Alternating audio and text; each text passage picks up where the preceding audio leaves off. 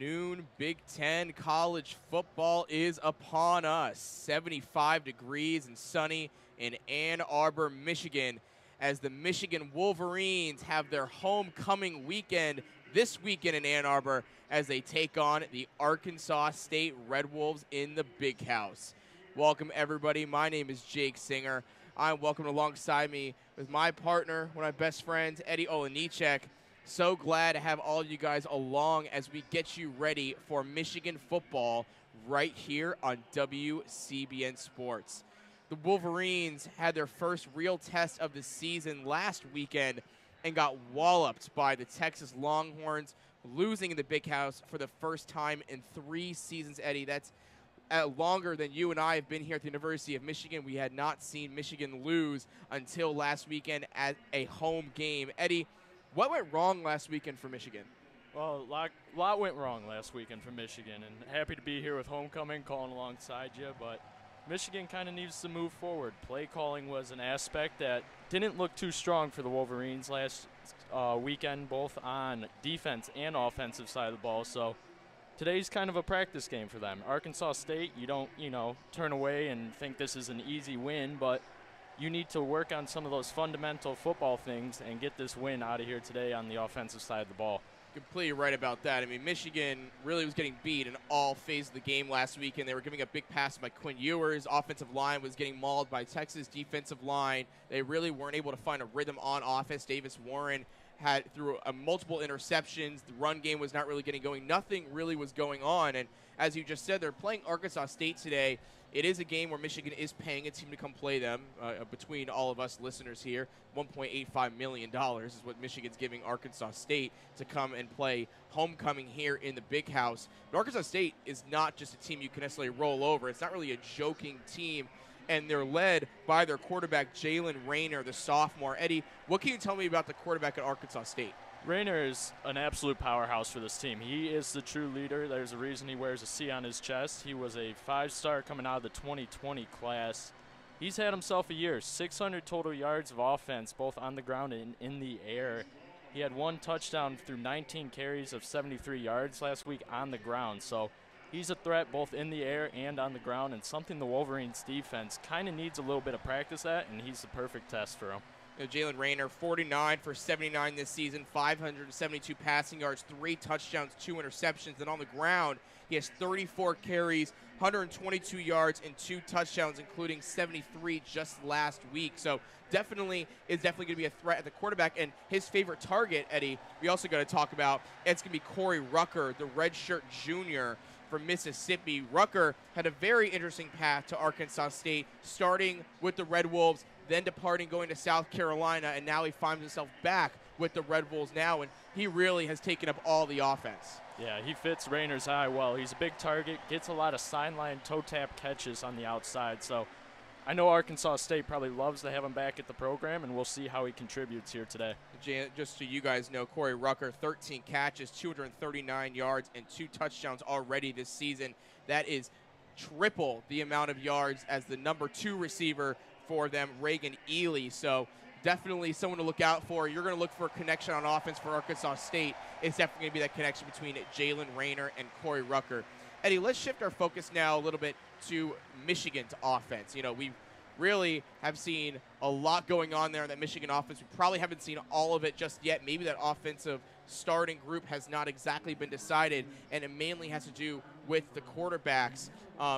Really quickly, Eddie, what have you seen from Davis Warren this week? Do we expect to see him playing the whole game, or what can we foresee from him? Yeah, as we've been told, it was a hard week at practice, so hopefully Warren kind of is settling down. You got 2 weeks under your belt as the named starter, so Tuttle was rumored to be starting today, but Warren we should see in action with some confidence behind him.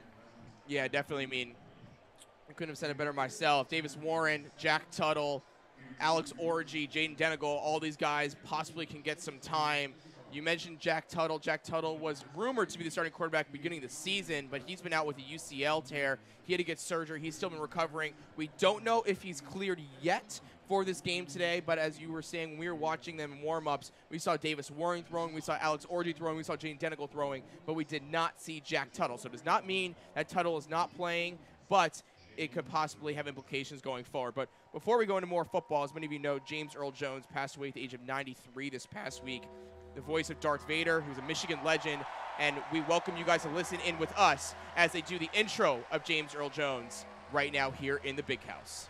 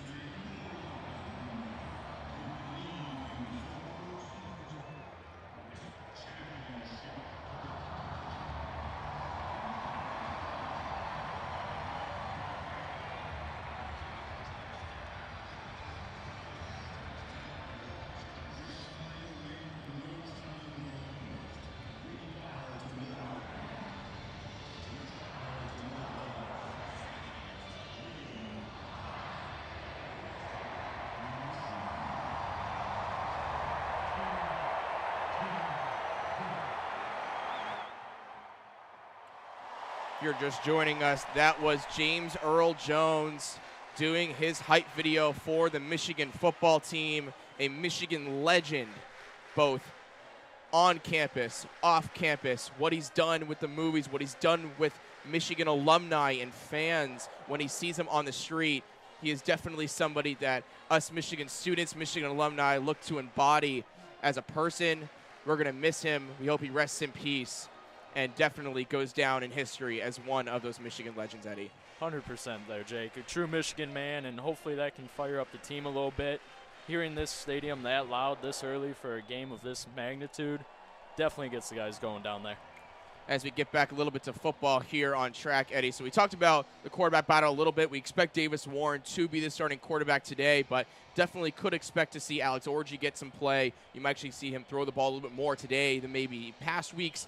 Jack Tuttle still deciding on what's going on with him and his injury and his recovery, and Jaden Denegal. So again, with the game against Arkansas State, if Michigan can handle business early on in this first half, definitely expect to see some guys getting some more tear, because after this week, Eddie, it gets really difficult for this Michigan Wolverine schedule. Would love to see Michigan go up early here and get some of those other guys involved, kind of how you mentioned, as you have a tough schedule this year. Every year in the past, it's been, oh, Michigan doesn't have this schedule rating.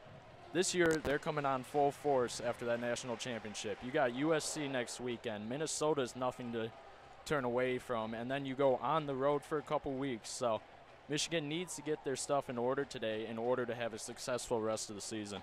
Again, we're just looking down here on the field. Just going to quickly go back to that quarterback battle situation. Jaden Denegal, helmet on. Davis Warren, helmet on. Jack Tuttle has a Michigan ball cap on, so definitely something to monitor. Does not look like he's going to play from the looks of it right now. Jaden Davis, though, also has his full uniform on, so there's some interesting things to look out for when it comes to the quarterback thing.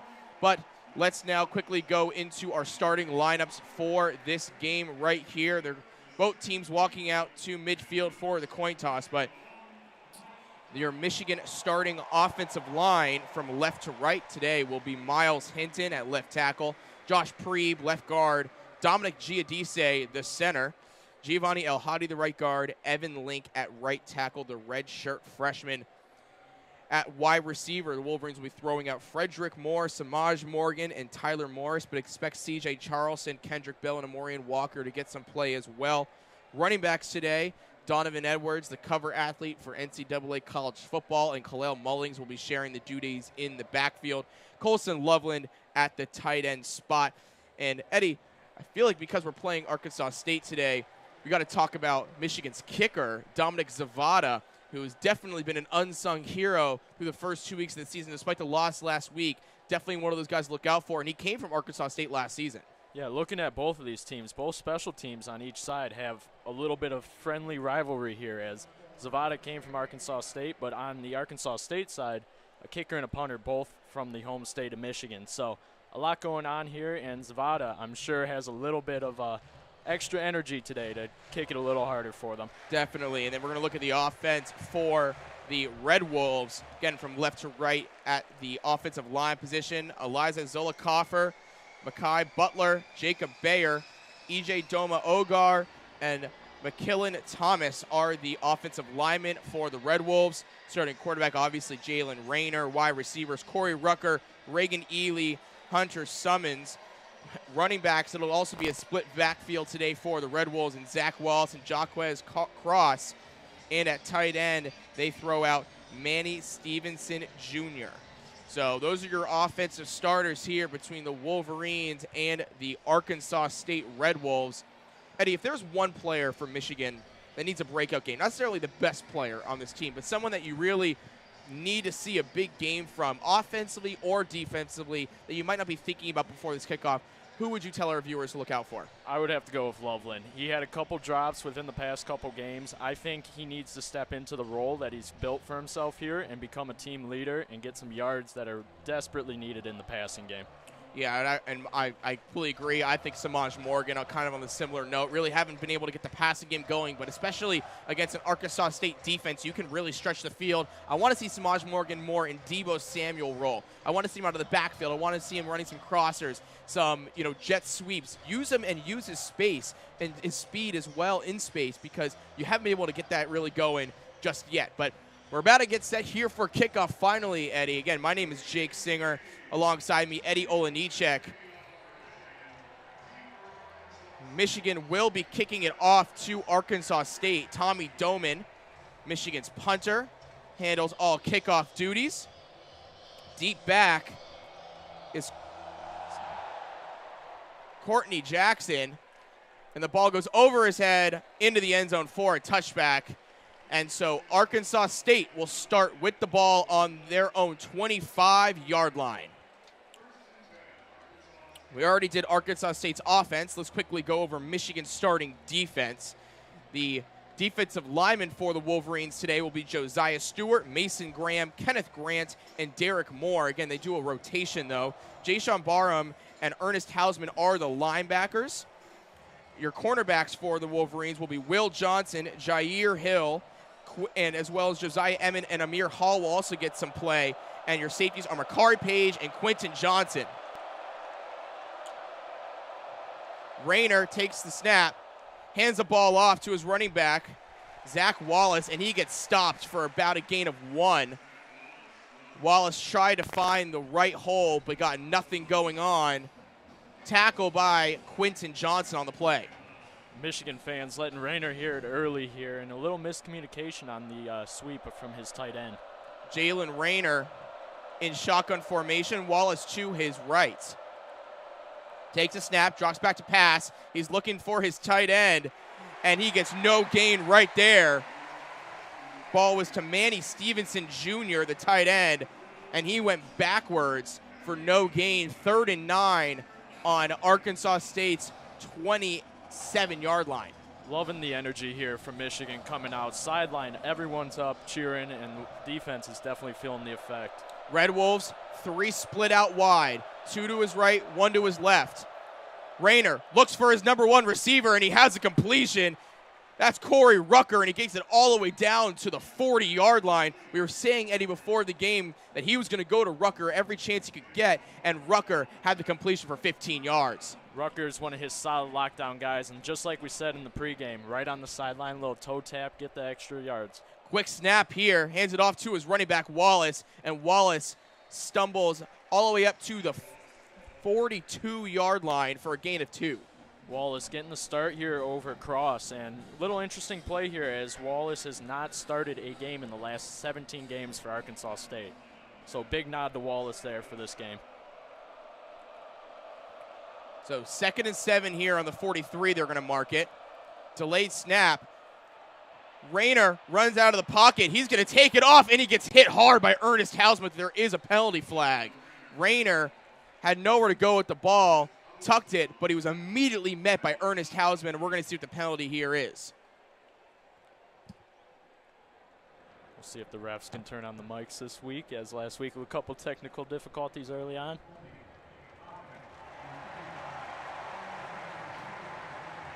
They're going to call holding here on the offense.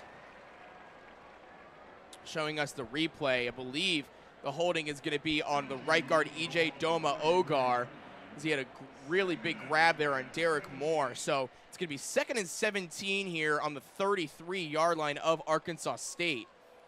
And Jalen Rayner can definitely use those legs. They're backed up here. 2 running backs in the backfield with him. He's in his shotgun formation. Jaquez Cross and Zach Wallace next to him. 2 receivers to his right, 1 to his left. Rayner takes a snap, hands the ball off, and he immediately gets stopped.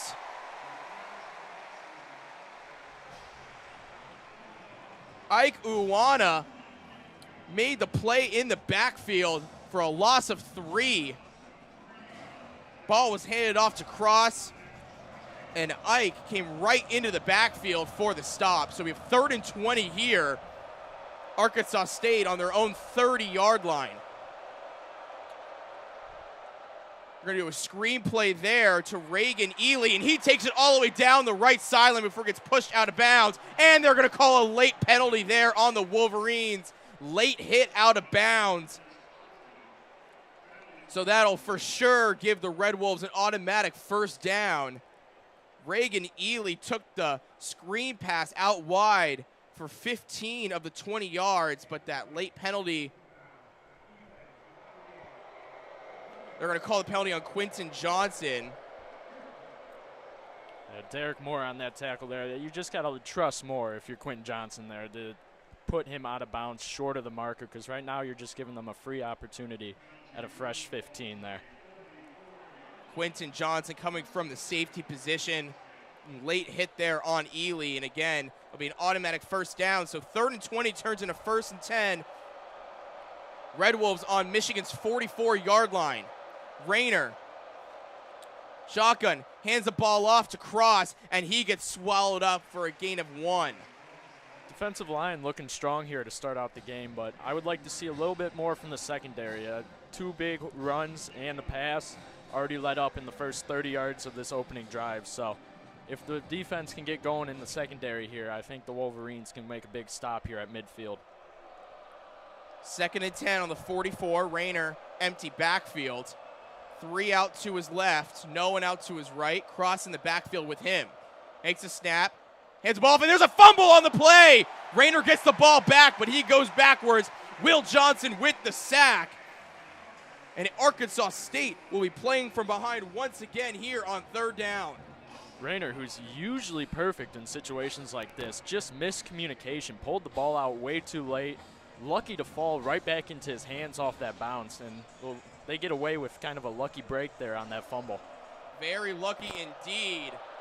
Red Wolves, 3rd and 15 on the 49-yard line. Stadium getting a little loud. Jaquez Cross to Rayner's right. 2 receivers to his right, 1 to his left.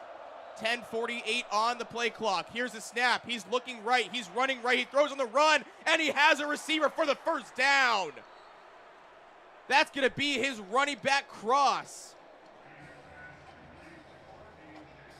My apologies. Actually, Courtney Jackson, the wide receiver. Nonetheless, it's going to be a first down for the Red Wolves. 3rd and 15. Rayner making moves on the run. Here's a quick snap here. He's looking right. He's running, and he's throwing it to his check down. That's actually going to be crossed that time, his running back. Ernest Hausman on the stop. Yeah, good play there to kind of settle down the defense and make a stop with only a 5-yard gain. But Rayner definitely taking charge of this offense and leading with authority. 2nd and 6 on the 29. 10:05 left here in the first corner. Rayner, again, hitting his first receiver he sees for a gain of 5. I believe that's going to be Jackson once again. Courtney Jackson getting involved early, the redshirt senior from Mooreville, PA. Not his favorite target, as we talked about early on, but he definitely gets the job done in those slight breakdown situations. So 3rd and 2 here. Arkansas State on Michigan's 25-yard line, putting together a nice opening drive here. Defense needs to lock in. Rayner, pistol formation, sends 2 offensive linemen to his left side. Now sends Ely in motion. He hands the ball off, and Michigan makes the stop there on 3rd down. But there is going to be a stoppage.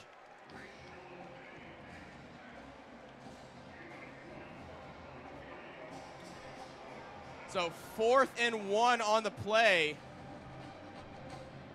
And it appears that the Red Wolves are going to send out their field goal unit here. Aiden Ellison is the field goal kicker for Arkansas State. This will be about a 41-yard field goal attempt right into Michigan student section. Remember, Michigan took Arkansas State's starting kicker from last season. Here's a snap. Good hold, but it goes off the doink. It goes off the right pole. It's no good. Aiden Ellison, it looked good for a while. It veered to the right, doinked off the right pole, and it's no good, Eddie. Yeah, interesting there to miss going right as the wind is blowing right to left. So just kind of a miscue. I know it's a big stage, one of the larger stadiums this program's ever played in, and it's Michigan's first meeting with them ever. So pressure got to him there, and hopefully, you know, Michigan can capitalize with taking over with decent field position here. But Jake, what would you like to see kind of this opening series play calling wise? As that's been a struggle for the Wolverines, especially last week. Yeah, I think you got to trust your quarterback, and you got to trust your running game. It has to go hand in hand. You can't just run the ball. You also can't just throw the ball. I know you're trying to ease Davis Warren into this offense, but this is going to be the easiest defense he plays against all season long. And if you want him to be the starting quarterback, you want to be able to read defenses like USC next week, Minnesota the week after that, Washington the week after that. You have these really tough matchups coming up, and you need Davis Warren to be able to be comfortable and confident in that offense. I want them to come out swinging here in this first drive. I'm looking to see Davis Warren coming out and slinging that ball, getting to his receivers, and throwing accurately, because the more confidence he gets in that first drive, the better he'll be for the rest of the game. Yeah, Sherrone Moore made a great point in his press conference this week. Is he wants to bring back that energy that Michigan had on offense against Alabama in the Rose Bowl. If he can channel that and kind of bring it back where it's not always on the quarterback. You need every part to kind of function here, and if Davis Warren can just get one completion over 15 yards, I think this offense will just come together perfectly. Completely agree. And, you know, same thing for, you know, defense didn't look great there on that first drive, Eddie, right? I think we both could attest to that. But you made a big stop. You kind of got out of the way. You swerved off a potential 3-0 deficit here. Now this offense is really coming into this first drive feeling a little more confident, right? You realize, okay, there's all these expectations about us beating up on a team that we paid to play us. And if you go down in that first quarter, the confidence could drop a little bit. But now you have a reset here. You're able to go in there on this first drive and realize, okay, we know who we're playing. We know who we are. We can beat these teams. We know what we're doing. And you got to see the Sherrone offense really come to life. Couldn't have said it better. And, you know, we all knew there was going to be growing pains. You lose so much to the NFL and to the professional level, and you lose some of your coaching staff that these guys have relied on for the past 3 or 4 years as the stadium honors Greg Harden right now. Large crowd noise reaction for him, one of the Michigan true leaders on this football team from the coaching side, and I haven't met an athlete that hasn't met Greg in his lifetime, so definitely a good guy. But going back to the offensive side of the ball, as you stated, you need a Warren to have confidence to run this offense. Couldn't have said it better myself, and just like that, Michigan offense out there here on the field. Again, Davis Warren's going to be the guy taking those snaps under center, at least for this first quarter here for the Wolverines. Donovan Edwards next to him, Colson Loveland, Samaj Morgan out right. Loveland now in motion, ball gets handed off to Donovan Edwards, and he gets stopped after a gain of 1. And that's another thing we need to see, Eddie. You know, Donovan Edwards has not been able to produce the way he's been able to produce in the past so far this season. You know this team wants to go through the run game, but you also know all the defenses know that Michigan wants to go through the run game. So it's really going to be a struggle for this Michigan run game to try to get back to where they were for right now, just with all the expectations surrounding it. Warren sends Morgan from right to left. Ball goes to Morgan, and they're going to say a false start before the play. Going back to your point, Jake, here, Donovan Edwards, most of his career, RB2 position. He has never led a team in this kind of momentum going towards him, and I think by him staying here, people expected a lot out of him. And I think it's kind of getting to him a little bit. You know, you mentioned earlier, he's on the college football playoff, or the game cover. He needs to kind of block out some noise and just put down some solid yards. He knows how to run the football. He can grind in and find a spot. But he has to have confidence in himself first. Definitely. So with the false start, 2nd and 14, Michigan running the same play.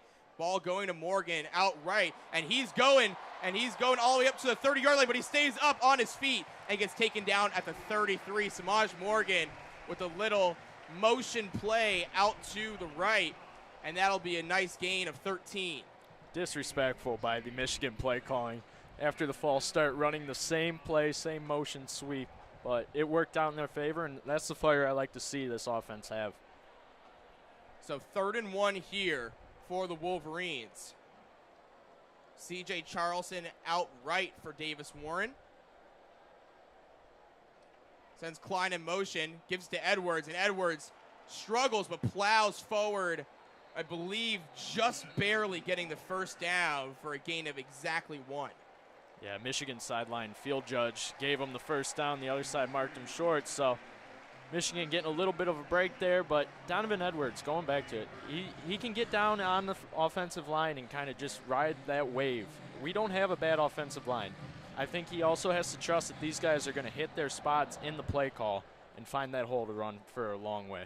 So new set of downs here for the Wolverines. Michigan in a tight formation here. Davis Warren with the snap, fakes the handoff to Edwards, rolling right, trying to look for Colson Loveland, gets around the defender, and he goes out of bounds at, I believe, the 36-yard line. Right around the line of scrimmage. Good to see him scramble. Not often we really see him roll out of the pocket. Kind of avoided a sack there and some disastrous plays of a 10-yard loss, but very good job by the quarterback kind of coming into his role here.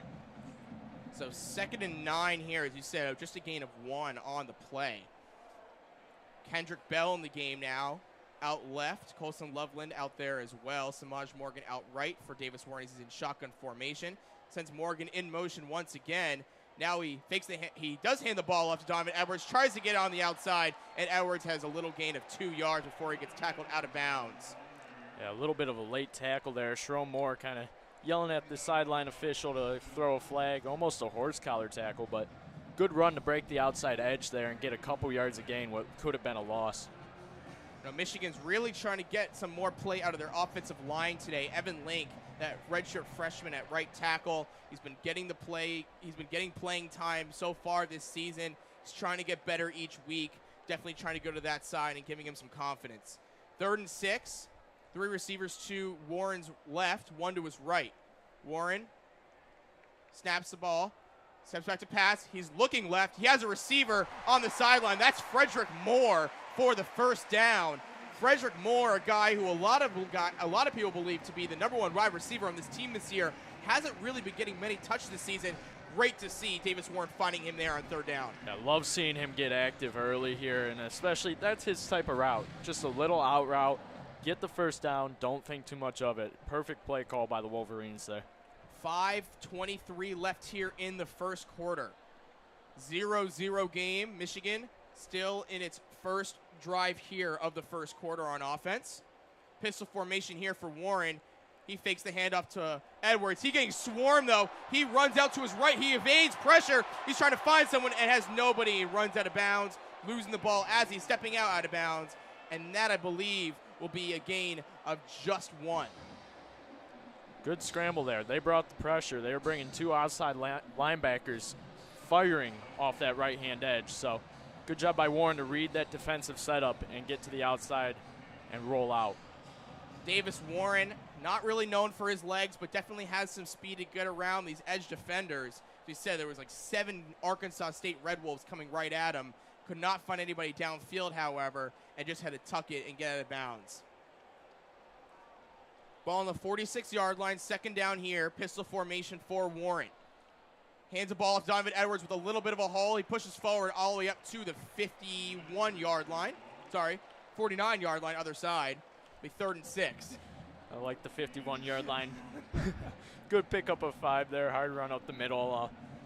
Good blocking. You know, you just mentioned kind of a younger offensive line. Still a solid line, but they're doing their role. They are getting the blocks when they need to. The blitz 2 plays ago, perfect example. They covered their quarterback, so something you got to look out for the entire game. See if they can stay strong and don't wear out. Another third down here for this Michigan offense. First drive, 2 receivers to Warren's right, 3 to his left. Warren looking right, now looking left. He has a guy over the middle, and that's Colson Loveland for the first down. Colson Loveland takes the ball all the way down to Michigan's 36-yard line, and that'll be moving the chains for the Wolverines. Yeah, good catch there by Loveland. Ball thrown behind him. Kind of has to adjust at the last second, but good pickup there. His typical route, kind of a little slant across the middle. Nothing too special about it. Way to get in front of the defender. 3:20 left here in the first quarter. Wow, really quick first quarter we're seeing here, Eddie. Davis Warren still behind center. Shotgun formation. Khalil Mullings now next to him. Mullings gets the carry. He's going outside, makes 1 guy miss, makes 2 guys miss, and he rumbles all the way down to the 30-yard line for a gain of 5. Yeah, if 1 missed block, and then he was all the way, Jake. I mean, that was a very impressive run to bounce around inside, get almost tackled behind the line of scrimmage, and make a large gain out of that. Khalil Mullings, one of those guys many believe should be getting more carries. Very efficient running back for this Michigan offense. Former linebacker turned running back. He's back there once again here on 2nd and 4. Warren under center this time. Hands the ball off to Mullings, right side, trying to find a crease. He makes multiple guys miss. He's in the open field. 10, 5, touchdown, Michigan! Unreal. It's amazing. We just mentioned it. Everyone hits their blocks, and he is gone. Khalil Mullings making multiple guys miss right side, and he did the rest himself, finding an open field and sneaking it in there for the touchdown. Michigan leads 6-0 and have the point after attempt here by Dominic Zavada. You know who he reminds me of, Jake? He runs like Jamison Williams. Head down, always pumping the legs, and just goes. So definitely something special, and he keeps up like that. He can definitely get some NSL scouts on his looking his way. Zavada's point after attempt is good, and Michigan now leads 7-0. 2:23 left here in the first quarter. Wow, what a drive. Multiple times Michigan looked like it was going to be stopped. Offense had to convert multiple third downs. You really, though, saw Michigan using the ground game that drive, Eddie. Something that they kind of had to go away from last week. Once you start losing against a team, you feel the need to pass. But this team is a run-first offense. Sherrone Moore's offense is a run-first offense, and it was great to see this Michigan offense finally go into that with that Khalil Mullings touchdown. Fantastic to see, and just a play that has a big gain that ends up in a touchdown. We were so spoiled with Corum last year having 40, 50-yard touchdown runs. To see Mullins get in there and get active and get this crowd engaged in this game is perfect. Michigan couldn't ask for a better 2 drives there from the Red Wolves and the Wolverines. So if the Wolverines can keep up with that, keep on this ground game, kind of build that into momentum going into USC next weekend at home, I think that can work out well. As we all know, you got two tough offenses coming up. Your defense can stand up, but you really need your offense to show up in these next 2 weeks. I mean, Kalel Mullings has been a very efficient back for this Michigan team. You know you want to go through Donovan Edwards. He has that big, explosive play potential, but Kalel Mullings has the exact same potential too, and he's really been able to show that at the end of last season, but especially in the spring game, and now through these first 3 weeks of this season. He has the vision of a really good running back. He's also such a big body coming in that linebacker frame when he was recruited at Michigan and played as a linebacker for 2 seasons, now being able to toughen guys off and obviously defeat these guys for a touchdown. 100%, and he fits his offense well, and I think he's the guy that Donovan Edwards needs behind him.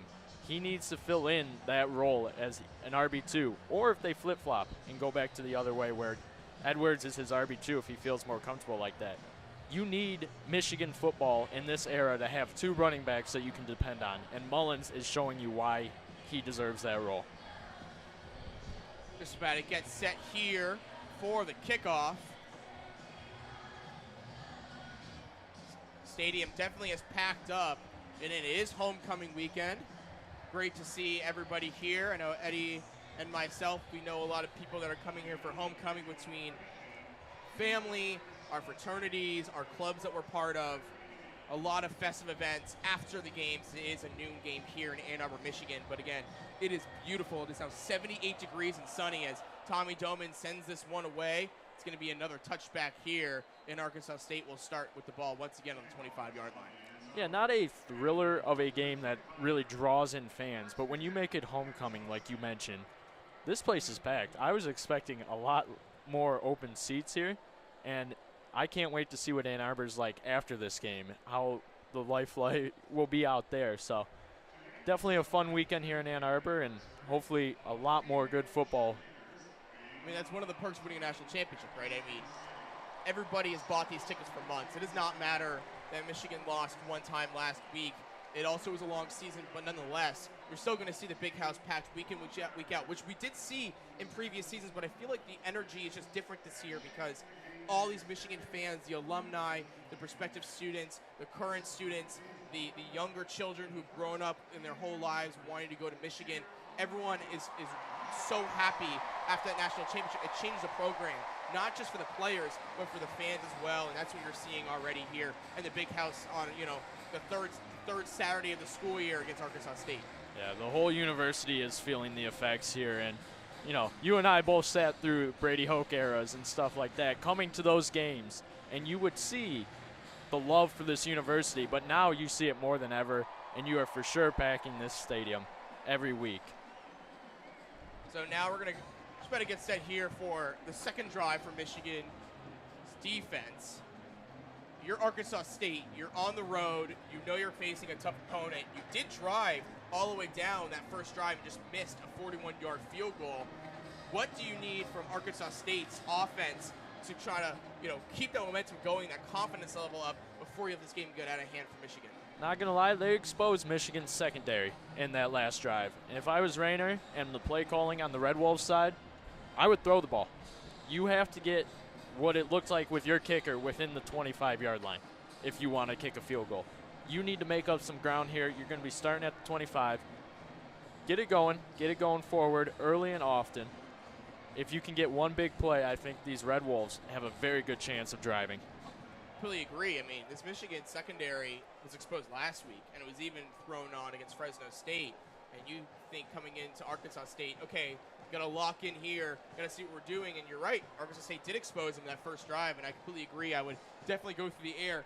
This Arkansas State offense is a pass-first offense. Yes, it is all led by Jalen Rayner, who can run the ball with his legs, but he's the leading rusher for his own team, the quarterback. So you're going to see a lot of pass sets, a few play-action sets, but especially with that dual-threat ability of Rayner, I completely agree with you, Eddie. I expect to see them coming out with pass first here on the second drive, trying to get back in this game. Rayner has the offense back out on the field. 2:23 left here in the first quarter. Michigan leading 7-0. Michigan in their blue tops maize pants today. The Red Wolves in their all-white uniforms with red stripes down both legs. And here's 1st and 10. Rayner shotgun formation. Wallace next to him. Wallace gets the carry, but he gets stopped right in the backfield. Kenneth Grant there on the stop. It's going to be 2nd and 10 from the 25. Yeah, just blown up play there for the Wolverines. Did a great job, but if I'm the Wolverines, I'm looking at this Red Wolves offense. I'm looking at Courtney Jackson. He wasn't really on your radar as a wide receiver one, but he is playing out of his mind this game, hitting blocks, catching passes, making the plays needed for these Red Wolves. We do have an injury there on the field. Trying to exactly see who it is. One of the offensive linemen. It looks like they're looking at the upper right leg, possibly. Hopefully he is okay and stands and walks on his own power, but taking a quick timeout here, and full TV timeout is the fans all love in this stadium when the red shirt walks out there. We are used to that indeed. So while we have this break, Eddie, we were talking about Arkansas State coming out pass first, gets blown up there on that first rushing attempt. Michigan defensive line has definitely been able to gain penetration so far already on this Arkansas State offensive line. If you're Arkansas State, do you stick with the run? I mean, we've seen 2 drives. We've only seen a small sample size. We already are at 2 minutes and 8 seconds here left in the first quarter. Or, as we were saying, do you really just start kind of ditching the run and go pass first, and if your quarterback can scramble, that would be your run game? Well, first point, I think, is whoever is down on the field right now. That's going to play big into if you continue to run. If you're moving to a backup center or left tackle, that's going to dictate that. I think you got to keep it in the air. I think the only way the run game's going to work today is if Rayner is the one running. We've seen Wallace and Cross. There hasn't been much productivity with them so far. Wallace has a couple good carries, but I think Wallace is more a guy who's going to get you your 1, 2, 3 yard gains on 3rd down. Cross, he's your check down guy to the right. That's all it is. Rayner is the guy that can make that break for 11, 12 yards, pick up first downs like nobody's business, and keep it moving. Completely agree there. I mean, this Arkansas State wide receiver core has definitely been productive so far this season as the offensive lineman is finally getting up. Trying to exactly point out who that is. Actually, it's going to be number 23.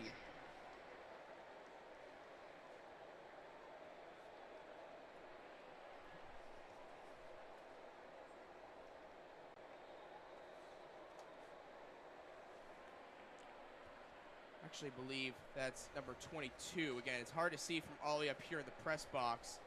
I believe that might be Cedric Hawkins, one of the tight ends of this Arkansas State team. We're going to monitor that as his left leg was really hard to put any weight on it. So we're going to monitor that, but nonetheless, it's now 2nd and 10 here for Arkansas State. Empty backfield for Rayner. 2 receivers to his right and left. Rayner looking left, throws over the middle, and he misses his target. Courtney Jackson had the ball in his hands, but he could not come up with it. Good play there by Zeke Berry. Courtney Jackson kind of was, fumbling that ball around right against his chest, and he just goes in with that strong right hand and knocks it out. Exactly. Courtney Jackson had a completion, it appeared.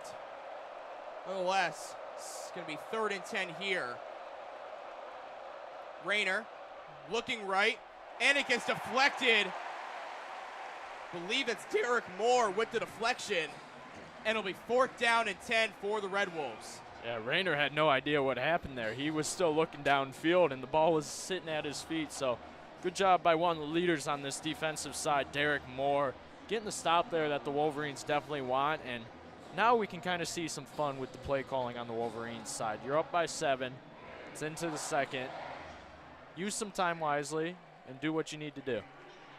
Ryan Hiker, the punter, out there for his first punt.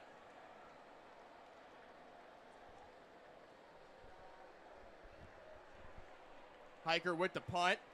Morgan deep back for the Wolverines, calling for the fair catch, and he'll have it on Michigan's own 22-yard line, and that's where the Wolverine offense will start its second drive here of the afternoon. Yeah, good job there by the Wolverines, getting out of there. Defensive line coming alive this week, and, you know, that's something the Wolverines really missed last week. I think defensive side of the ball dropped the ball a little bit. You know, there was some big stops, but you need to step up a little bit more when you know your offense is not complete yet in any way, shape, or form, and the Wolverines are trying to get that together for this week. So nice defensive plays there by Kenneth Grant and Derek Moore. 1st and 10 here for the Wolverines. Marlon Klein in motion. Ball gets handed off to Donovan Edwards. He's looking for a crease. He makes a few guys miss, and he bangs his way all the way up to the 30-yard line for a nice gain of 8 there. There's the Donovan Edwards we kind of remember. 2 Red Wolves down on the field right now. So gain of 8 there for Donovan Edwards. Number 17, Blaine Toll, one of the defensive tackles for this Red Wolves team, is down on the field. And you're right, another Arkansas State player is down on the field as well. Can't see his number just yet. Toll's getting up, but very gingerly, and he goes right back down. Looked like they were trying to chase down Warren in the backfield and just collided with each other awkwardly. So friendly fire there. Other player, believe, is going to be 45, Nate Marty. So Marty and Blaine Toll, 2 defensive tackles for this Red Wolves team, collide on the play. Both walk off the field, but very slowly. So I'll leave Tim Hardiman and Ian Jeffries as the 2 tackles on the depth chart that are both now on the field for the Red Wolves. Arkansas State's defense starters today: Jaden Jones, Tim Hardiman, Ian Jeffries, Kamari Stevens, defensive tackles. Charles Willikis, Marvin Ham, Justin Parks are the linebackers, and Dante Joyner, Justin Hodges, James Reed III, and Trevian Thomas are in the secondary. Second down here, Donovan Edwards takes a second. Now he breaks free down the left side and gets taken down at the 39-yard line. 1st and 10 here for the Wolverines. A lot of pep in that step there. Running hard, running very well. This is what I think a lot of these fans missed in the past 2 weeks, is these big Donovan Edwards aggressive rushes. Donovan Edwards there. Nice 2 quick carries. 1st and 10 on the 39-yard line for the Wolverines. Edwards behind Warren. Charleston to his right. 2 receivers downfield, and it's intercepted. Davis Warren throws an interception to number 36, Charles Willikis, who goes down the right side and gets thrown out of bounds all the way at the Wolverines' 15-yard line. Charles Willikis, whose brother went to Michigan State, gets the interception for Davis Warren and sets up 1st and 10 on the 14-yard line. If you could pick out one thing of Davis Warren that he needs to work on, which he did well on the first drive: no one to throw the ball and no one to take a sack. Yes, you had a receiver down there, but you're on your back foot throwing a 40-yard pass. You're going to come up short, and right there, Willikis sat there in a bread basket waiting for that pass. Charles Willikis led his team last year, 89 tackles, 8 tackles for loss, and a sack and a half, but did not have an interception, and he just did against the Michigan Wolverines. 1st and 10 here, Jalen Rayner draws back to pass, looking for his guy. He finds his check down, and that's going to be Cross coming across the field. Rayner, good pass there. Kind of thrown behind, hit under pressure as he threw, and good job by the Wolverines to not let that ball get outside and for a bigger gain here in the red zone. 2nd and 4 here. But the game clock will wind down first, and it'll be end of the 1st quarter. So we're going to flip fields here. Arkansas State sprints to the other side as their team is rocking and rolling right now, setting up within the 10-yard line against the Michigan Wolverines. The Wolverines sideline has gone deathly quiet over here, and lot of the fans are going to the concessions early after this first quarter. Hopefully they'll come back in and filter in, but we've talked about it. It's been the story of the year. This quarterback room and trying to figure out who is your guy. Davis Warren, I love him. I think he deserves the position. He's got to stop with these little mistakes. This team is not going to be anything better than a 7-5 team if you can't win and show up in these small games right here. You have to make passes or make better decisions. It comes down to that. And I would love to say that if you put Alex Orgy in, he's making that pass or he's making a better decision. I don't think he is. He's a running back at heart. There's not much going for this quarterback room right now. And I think showing and knowing that there's uncertainty does not help these guys in any way, shape, or form. You know, I think it's a really interesting debate that we've had for a long time, all offseason. You know, who the quarterback is going to be. Davis Warren won the job in camp, so he obviously played well enough to beat out Alex Orgy. He beat out Jaden Denigal. He beat out Jaden Davis. Jack Tuttle was injured, and now he has 4 interceptions in 2 games and a quarter. And that is a question that you didn't see last year with Michigan. J.J. McCarthy, it's unfair to compare the two, but he was known for keeping the ball, knowing when to take a sack, as you said, and not turning the ball over. His only real game where he had issues last season was against Bowling Green, and that got figured out. But now you're seeing this be a week-to-week issue. This is not, okay, you play Fresno State, they're a good team, you know, G5 team, all right, great. Now you play Texas, okay, one of the best defenses in the country. Now you threw an interception in the first quarter when you had the momentum against Arkansas State on your back foot when there was pressure in your face to a guy who was in double coverage. And so now it becomes a question of, is this something you can fix? Is this a mental? What's the issue you can diagnose? Because Sherrone Moore in the offense is adamant about putting out Davis Warren, but there has to be a line. Like, where is the line there, and what other options do you have? You're coming off of a national championship. I think also coming from a fan base that had J.J. McCarthy for so long, they got to start putting some trust in Warren. But he also needs to earn it, as you mentioned. So definitely going to be interesting here for the Wolverines to see how that plays out into bigger-time games than even today. So we're just about to get set here for the second quarter.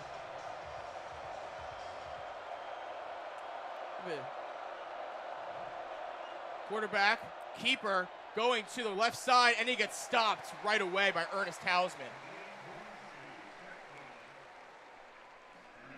So we saw a new quarterback out there, number 4, Malik Hornsby, taking the quarterback keeper, but got no gain there, and it's going to be 3rd and 4 here for the Red Wolves on Michigan's 9-yard line.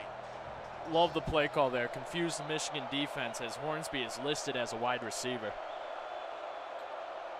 Rayner takes the pass. He's looking left in double coverage, and it's up and away. Nice tip there by the Michigan defense. I believe that was Jaden Magnum looking for his target, Reagan Ely, and it brings up 4th down. Would have loved to get that pick back there.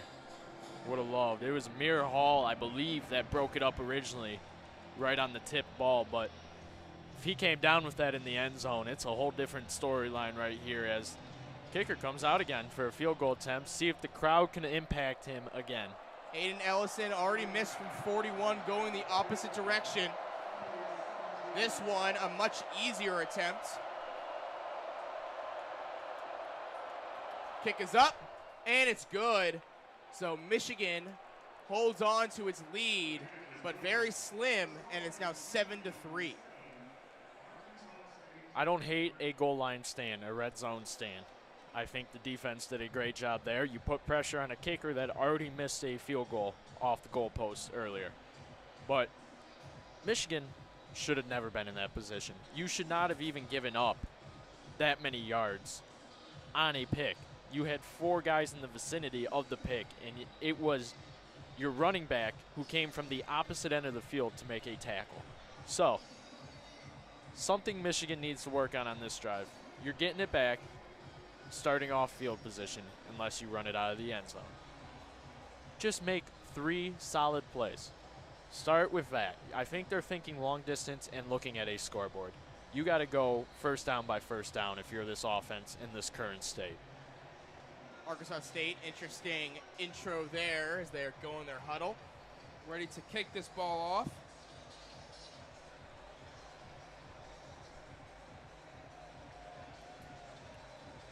And the Red Wolves send this one down to the Wolverines. It's a short one. It's going to be a fair catch there by number 42 on the Wolverines. Jalen Hoffman, one of the tight ends on this team, on special teams. So the Wolverines will start from, I believe, still their 25-yard line. So all of that just to get back to the 25, Eddie. Exactly. Michigan football. But, Jake, how would you like these first couple play calls to go? You know, I think I could see Michigan be conservative. We were saying we wanted Michigan to be aggressive. Now you throw an interception. You got Donovan Edwards back out there. Running game worked when you scored that touchdown with Clell Mullings.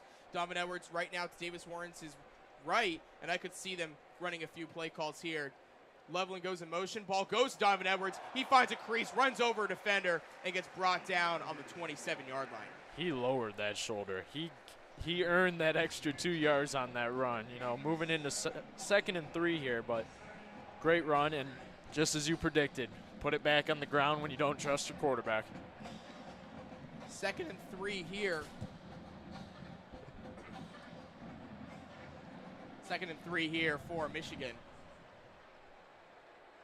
Davis Warren sending Bredesen in motion. Ball gets handed off once again to Edwards, and he fights forward for the first down, just barely getting it to the 41-yard line. Good 3.5-yard gain there, and that offensive line was responsible for that 3.5 there. Definitely fought for that extra yard pushing him. My apologies, actually on the 36-yard line, so it'll be 1st and 10 here for Michigan. 13:20 left in the second quarter.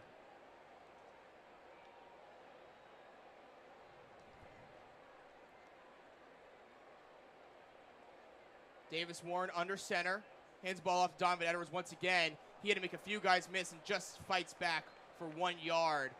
There were multiple Arkansas State defenders in the backfield right away, and it'll be 2nd and 9. I give credit to the Red Wolves. They definitely watched some tape and, you know, point of controversy in this stadium, but they ran that play 2 times in the national championship game where they sent 2 guys in motion just to bring them back to the line, throw your tight end coming back in. So great play call there on the defensive side of the ball. 2nd and 9 here, 37-yard line for the Wolverines. 12:35 left here in the second quarter. Davis Warren in shotgun formation. Fake Donovan Edwards, throws it out wide. Colson Loveland, and he rumbles and tumbles there for the first down. Get it to your guy, right, Eddie? Yeah. You need a good play. You just send your guy out in the flat, and Colson Loveland comes up with a big gain. That's the Loveland we know and we love. You need him in these check down situations to pick up first downs, make a play, get to the outside, go out of bounds. It's very simple football, and if he can just catch the ball, that's where he's needed. 1st and 10 on the 47 of the Wolverines. Davis Warren, shotgun formation. Clell Mullings running out wide. Now he's rolling to the right, and he has a receiver who gets quickly pummeled out of bounds. Dane Motley on the tackle. Ball goes to Samaj Morgan for a gain of about 5. 2nd and 5 from the 48. I like the play call. I don't like the throw. You are putting that into single coverage to a linebacker that already has a hand on his arm. I like the confidence out of nowhere, but can it stay up for Davis Warren and this offense? Wolverines sending both tight ends back in motion now to the left side. Clell Mullings to the left of Davis Warren. Now Frederick Moore goes in motion. Ball gets handed off to Mullings. Mullings plows forward for a gain of about 4, and that'll be 3rd and short. 11:09 left here in the second. Again, same play with 2 in motion right back to the line. Easy run call there for the defense to kind of see, and brings up a 3rd and short where see if, you know, the Red Wolves here can make a stance kind of right at midfield and get a ball back from a powering offense on the pass drive. So 3rd and short here. Bring it right in the middle, and Clell Mullings goes airborne for a gain of 3. 1st and 10, Michigan. Little goal line stance play right there, and I love it. going right over top of the pile. And that was kind of his role in the past couple seasons. He would be brought in different ways, in different runs. And, you know, he's seen the defensive side of the ball, so he knows how to read a defensive as well. So 1st and 10 for the Wolverines. Now crossing the 50 on Arkansas State's 40-yard line. Pistol formation for Davis Warren. 10-10 left here on the play clock. Warren fakes the handoff wrong way, and he gets sacked. Definitely a blown play there. Donovan Edwards goes right. He faked it left, and now it'll be 2nd and 18. Loss of 8 there. Sack will be attributed to, I believe, number 22, Jaden Jones.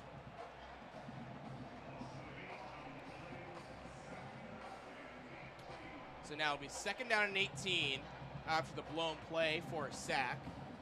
Davis Warren, 4 of 5 for 36 yards and an interception to this point.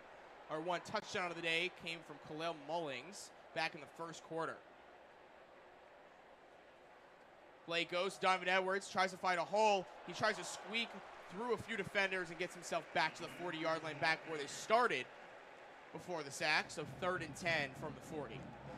We missed that. It was a storyline for Donovan Edwards all the time where he just made defenders miss, and he's showing that in this game, and it's great to see that back in there after a couple of just shaky starts the past couple weeks.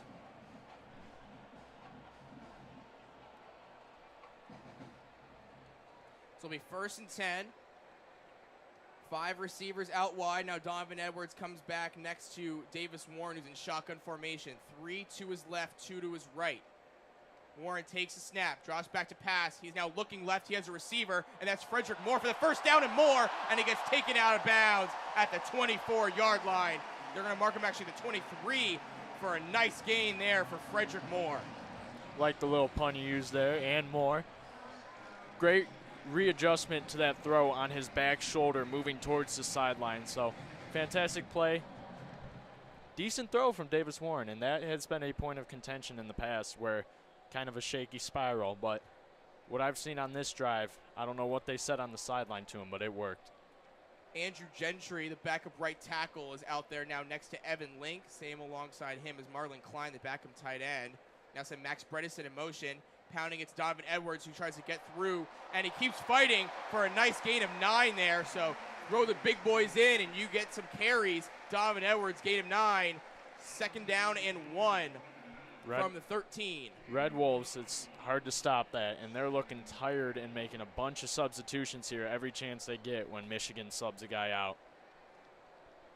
Greg Crippen, the backup center, now in the game at center. I believe he's been in this drive. Very interesting. Saw Dominic Giudice get to start the last 2 games. Crippen under center now today, though.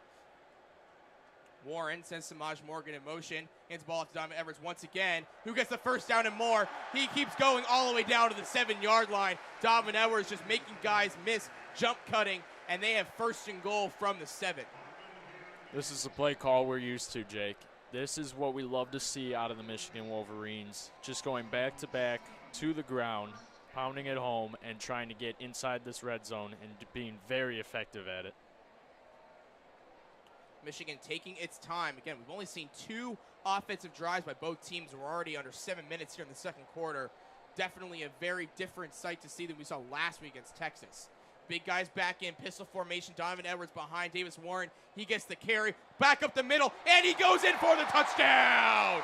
Donovan Edwards using his offensive lineman, creating holes, and finding his way to the end zone. Touchdown, Michigan!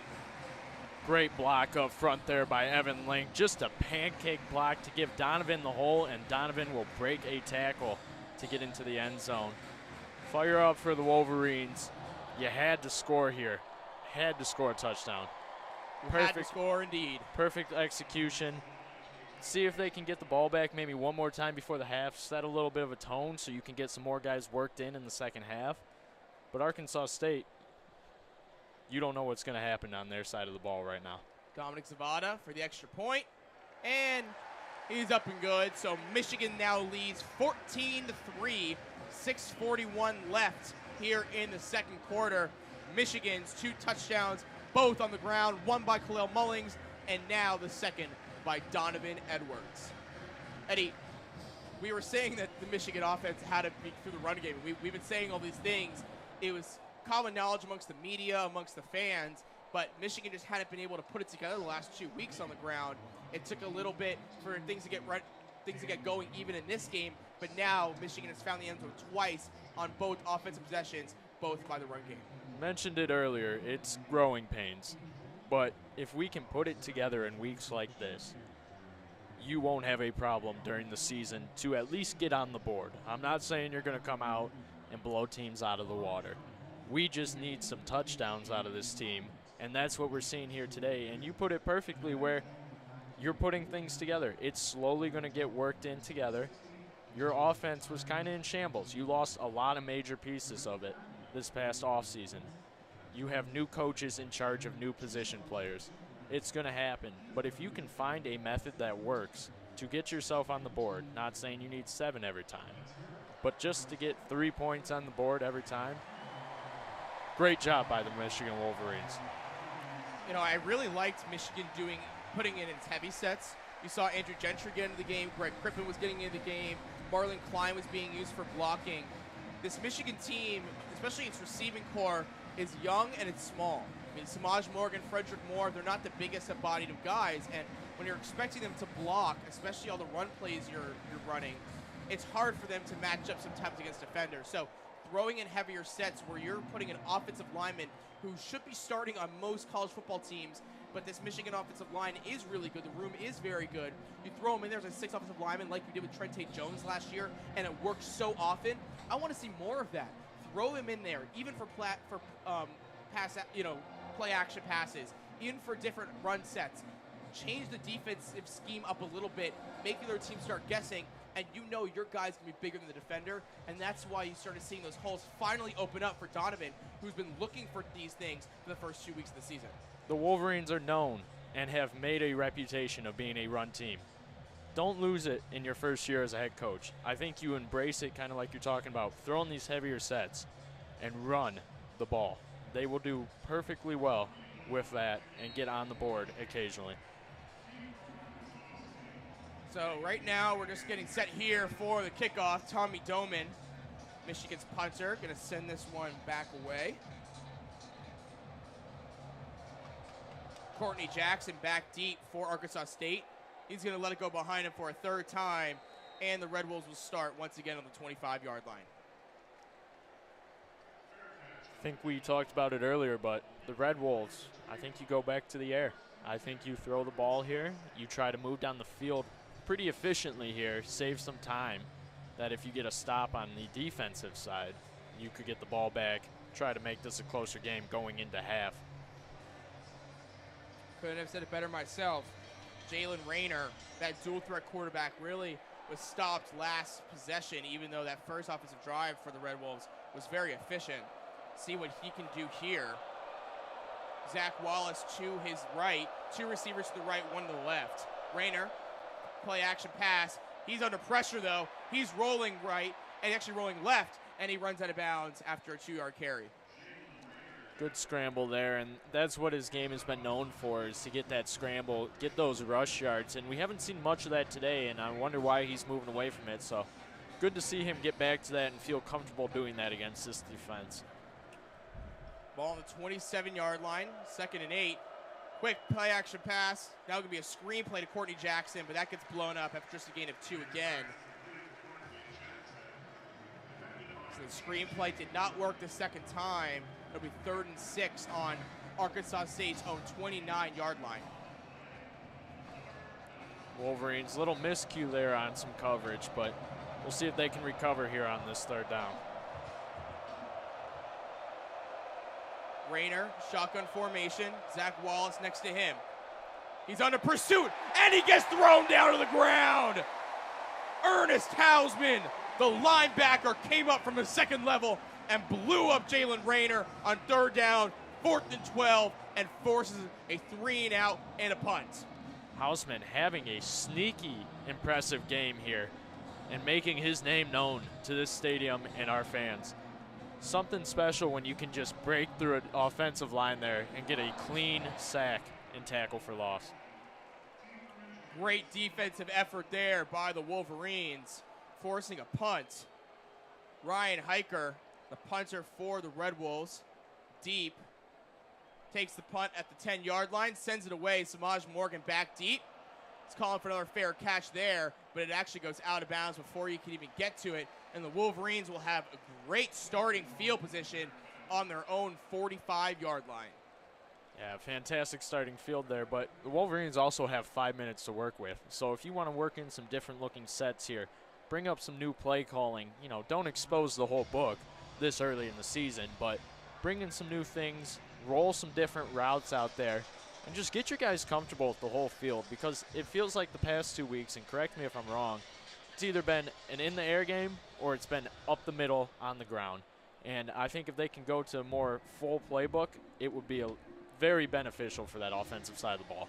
You know, this offense is conservative. Like, it's being conservative. It knows what it needs to do. It's kind of figured out that you can stack the box. You're able to create holes with your extra offensive linemen, and it works out for this offense. But I would like to see Davis Warren get more opportunities. He has been very efficient. I mean, if you look at the efficiency numbers outside of the one interception, he doesn't really have many other incompletions, but they're also not really allowing him to throw the ball further than 5 yards down the field outside of that one crosser by Colson Levelin. So I want to see what they can do out of it, but at the same time, you're up only by 2 scores. You want to build more of a trend here. You get to the second half, then maybe this Michigan offense can try to experiment with a few things.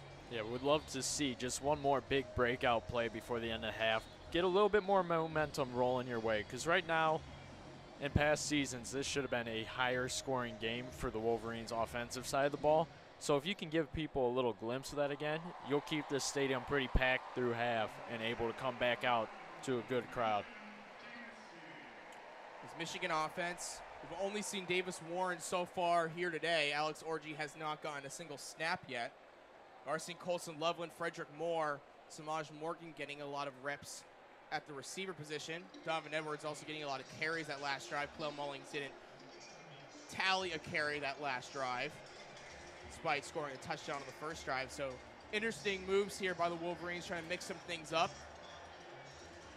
Tyler Morris, another one's receivers, not getting a target just yet in this game, but you know, it's only 14-3. This Michigan team now has scored on both offensive possessions. That's not been the issue. Actually, that's the one thing that I've been really looking for is, can you score? Can you score against teams you're supposed to score on? Do you get stops? Can you make stops on defense? Your defense, you know, is great. You're already seeing that defense kind of locked and loaded those last 2 drives. But on offense, it was always a question of could they score on every chance they got. They already have so far, and you, as you said, you have 5 minutes left, plenty of time to put together a drive and put this game away at halftime, 21-3, where then you also get the ball back at the start of the second half.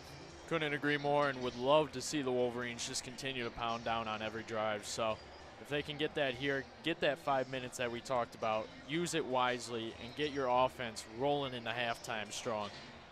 Hey, we've played a quarter and 2/3 of football in an hour. Very impressive. Very interesting. I was expecting the legs to get tired by now. 4:56 left here in the second. Davis Warren back on the field with the Michigan offense. Marlon Klein in motion to his left. I believe that's Clell Mullings in the backfield with him. Mullings gets the carry, makes a few guys miss, gets into the open field, and gets brought down to the 47-yard line of Arkansas State. Nice start there for the Wolverines. Gain of 7. It'll be 2nd and 3. A good game there. Should have been a free play, honestly, as the linebacker kind of jumped across, firing out of the free safety position. And just a weird play for the offensive line to adjust to, but they did great, and Mullins made one snap move to the left to get through that hole. 2nd and 3, ball in the 48. Pistol formation for Davis Warren. Mullings behind him. Charleston in motion. He's looking right. He's throwing up the middle, and he has a receiver, Frederick Moore. 3rd time today. Nice completion there, all the way up to the 35-yard line, and that'll be good for a first down. You mentioned it earlier, Jake. Moore is growing into that role that preseason everyone thought he was going to be in this game. And I love to see it. Personally, I think he should work into this offense very well, especially with the throwing style that Warren has coming off of his hand. And you put it perfectly earlier. He can be a key factor in a lot of these wins. Nice throw there by Warren, not to mention that. Very accurate so far. Mullings behind him, under center.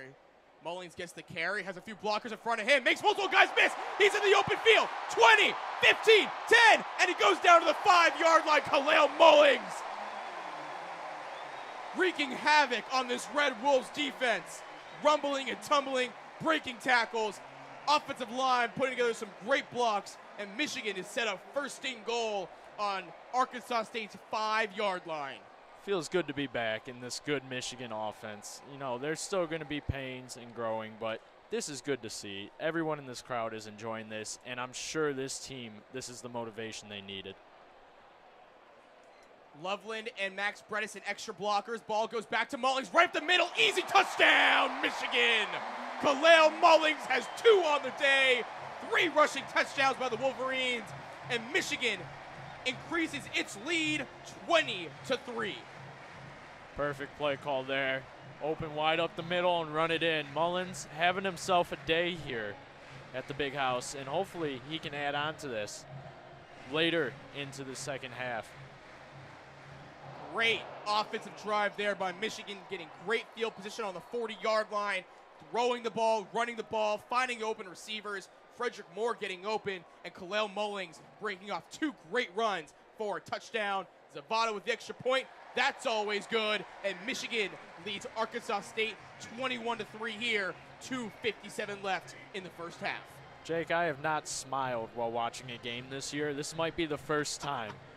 Fresno State was stressing me out for that first half. Texas last week, I would rather have clawed my eyes out. That was miserable. This is the most fun we've had this year, and that's why I think people are enjoying this. This place is loud. The offensive side of the ball is great again, and the sideline has been moving around and getting the crowd involved on every play. So definitely good to go back to some old Michigan football. Even if it's just for the week, I'll take it.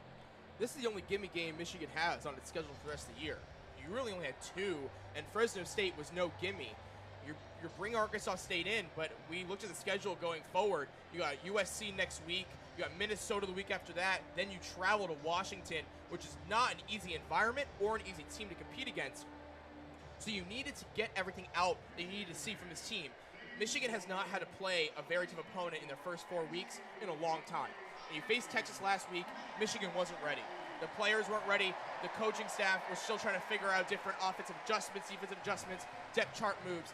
This is your last chance you have. And Davis Warren getting a full half, I'm actually very pleased to see, because you need to give him those reps before he goes in and plays stuff for opponents. But now that you've built yourself a lead, you're up 3 scores. You probably see Warren maybe for 1 more drive. But if you can score once again, now that also opens opportunity for Sherrone Moore and the coaching staff to play other guys and see what else they have. Because outside of the spring game and seeing everybody in practice, you haven't gotten many in-game reps these first 2 games for the second, third, and fourth strings on this Michigan team.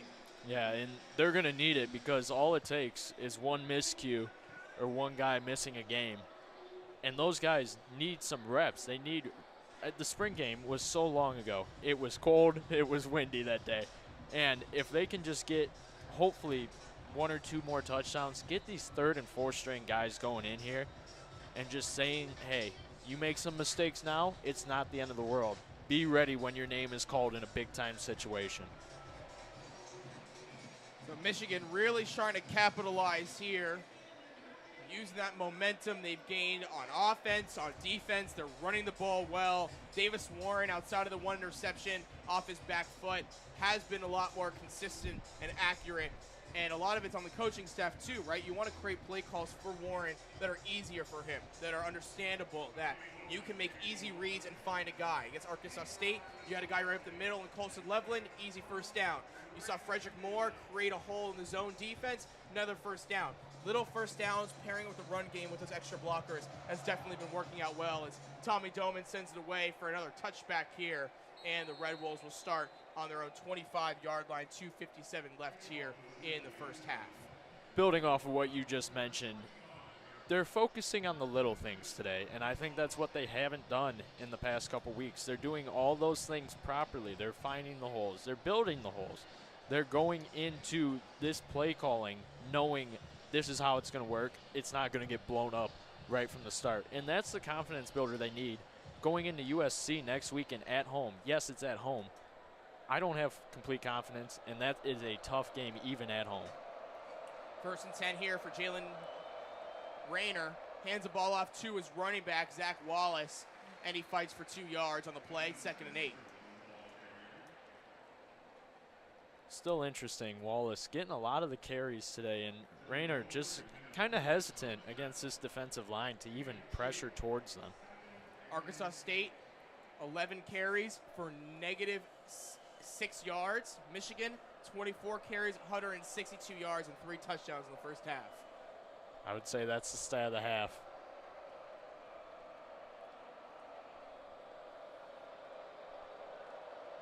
Devin Spencer now the back for Arkansas State. Courtney Jackson in motion. And he gets the ball to number 13. I believe that's going to be one of his tight ends, Miller McCrumbie, for just a gain of 2 yards to the 30-yard line. Good little check down play, not getting kind of flustered by the pressure that the Wolverines were bringing there. And timeout here. Nice to see a little bit of some clock management. Try to get a score going into this half with 2:06 left on the clock. Should be a timeout by Michigan there. It was 3rd and 6. Actually, they're called 3rd and 5 on the 30. 2:09 left here in the first half, and there is a 2-minute warning. So what Michigan's hoping to do by calling a timeout, I believe at least, is stop the clock, make a 3rd down stop, 2-minute warning, and you have 2-minute drill trying to get down and score another touchdown. I don't hate the practice on a 2-minute drill. I think it's good pressure. You're not going to get any snaps better than live snaps. So if that's the plan, make a stop here. Don't get the cart in front of the horse and start the good offensive train again. So it'll be 3rd down and 5 for Arkansas State. Jalen Rayner, pistol formation. It's getting loud in here. Devin Spencer behind him. 2 receivers to his right, 1 to his left. Spencer now moves towards Rayner's left. Takes a snap. He's looking right. He's under pressure. Will Johnson. Ball gets thrown up, and it's incomplete. Zeke Berry, closest defender to the ball, was trying to follow Courtney Jackson, but the pressure by Will Johnson coming from the cornerback position was too much pressure for Rayner, and it'll be 4th down and 5. 2:03 left. So, Eddie, Michigan's going to get the ball back before the 2-minute warning, and they'll have 2 minutes to work. Yeah, I love it. I think if you can power ahead, and Zeke Berry also making a name for himself today. That switch he just did with Will Johnson to give him the ability to come out of the secondary for that almost sack, perfect execution. Snap the ball. Here's the punt by Arkansas State. Samaj Morgan deep back again. He's going to call for another fair catch on the 20-yard line, and that's where Michigan's going to start. The 1:55 left here in the first half, which will possibly be the last drive of the first half. Timeout on the field. So, Eddie, defense has shown up. I mean, that was, I know, a lot of questions for people last week. Give up 30-plus points to Texas. Defense really wasn't able to make a single stop until the second half against the Longhorns until it was a little bit too late. But so far in this game, you're seeing Wink Martindale dial up that pressure. You hadn't seen Martindale really dial up much pressure recently, and that's his motto. Like, he's known for blitzes on 3rd down, bringing the cornerbacks in, bringing the safeties in, and you're finally seeing that, and it's rattling a quarterback like Jalen Rayner. Yeah, and we're used to the kind of slower offensive side, but our defense has always been pushed straight ahead and straight forward into that offensive side of the ball. And to see a little bit of pressure coming out of the Wolverines again that we have seen in the past couple seasons under Harbaugh and his staff, it's good to see. And I think Sherrone Moore is going to go into this locker room, give a speech of, hey, we're going to get some more guys involved, but don't drop the intensity.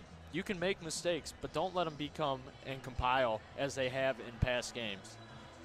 You know, it definitely is something where the pressure is a lot, especially with these quarterbacks, especially with the quarterbacks you're playing. Dialing up the pressure, it can't be too much, but it can work at times. And I think when this team started losing last week against Texas, you saw the pressure go away a little bit because they were so focused on not giving up touchdowns in their secondary. But the pressure is part of the whole game structure. part of the game plan. And you saw on that drive with Will Johnson, and you still have Kenneth Grant, Mason Graham in the middle with Josiah Stewart and Derek Moore. Your guys are still there. You didn't lose the core of your defense, and you lost the core of your offense. And it's just utilizing them because Jesse Minter figured it out. Mike McDonald figured it out. So you got to figure it out as well as a new defensive coordinator, Wink Martindale, who comes from the NFL, who has experience from the NFL, and was very successful there as well. So seeing that, I hope to see going forward, especially playing these teams like USC and Minnesota and Washington, who are more along the lines of your current skill set, what you have on offense. Your defense should still be overpowering these offenses because you know you have the guys to do that. 100%, yeah, and you made a good point. Mason Graham and Kenneth Grant, they're here. They're still leaders on this team on that side of the ball, and their names have been quiet the past couple weeks. So if they can bring it out a little bit more and have something going where they have to lead this team and that side of the ball into these bigger games in the next handful of weeks and start something going. And it starts with what you said, increasing some pressure every now and then. So a 1st and 10 here on the 20-yard line.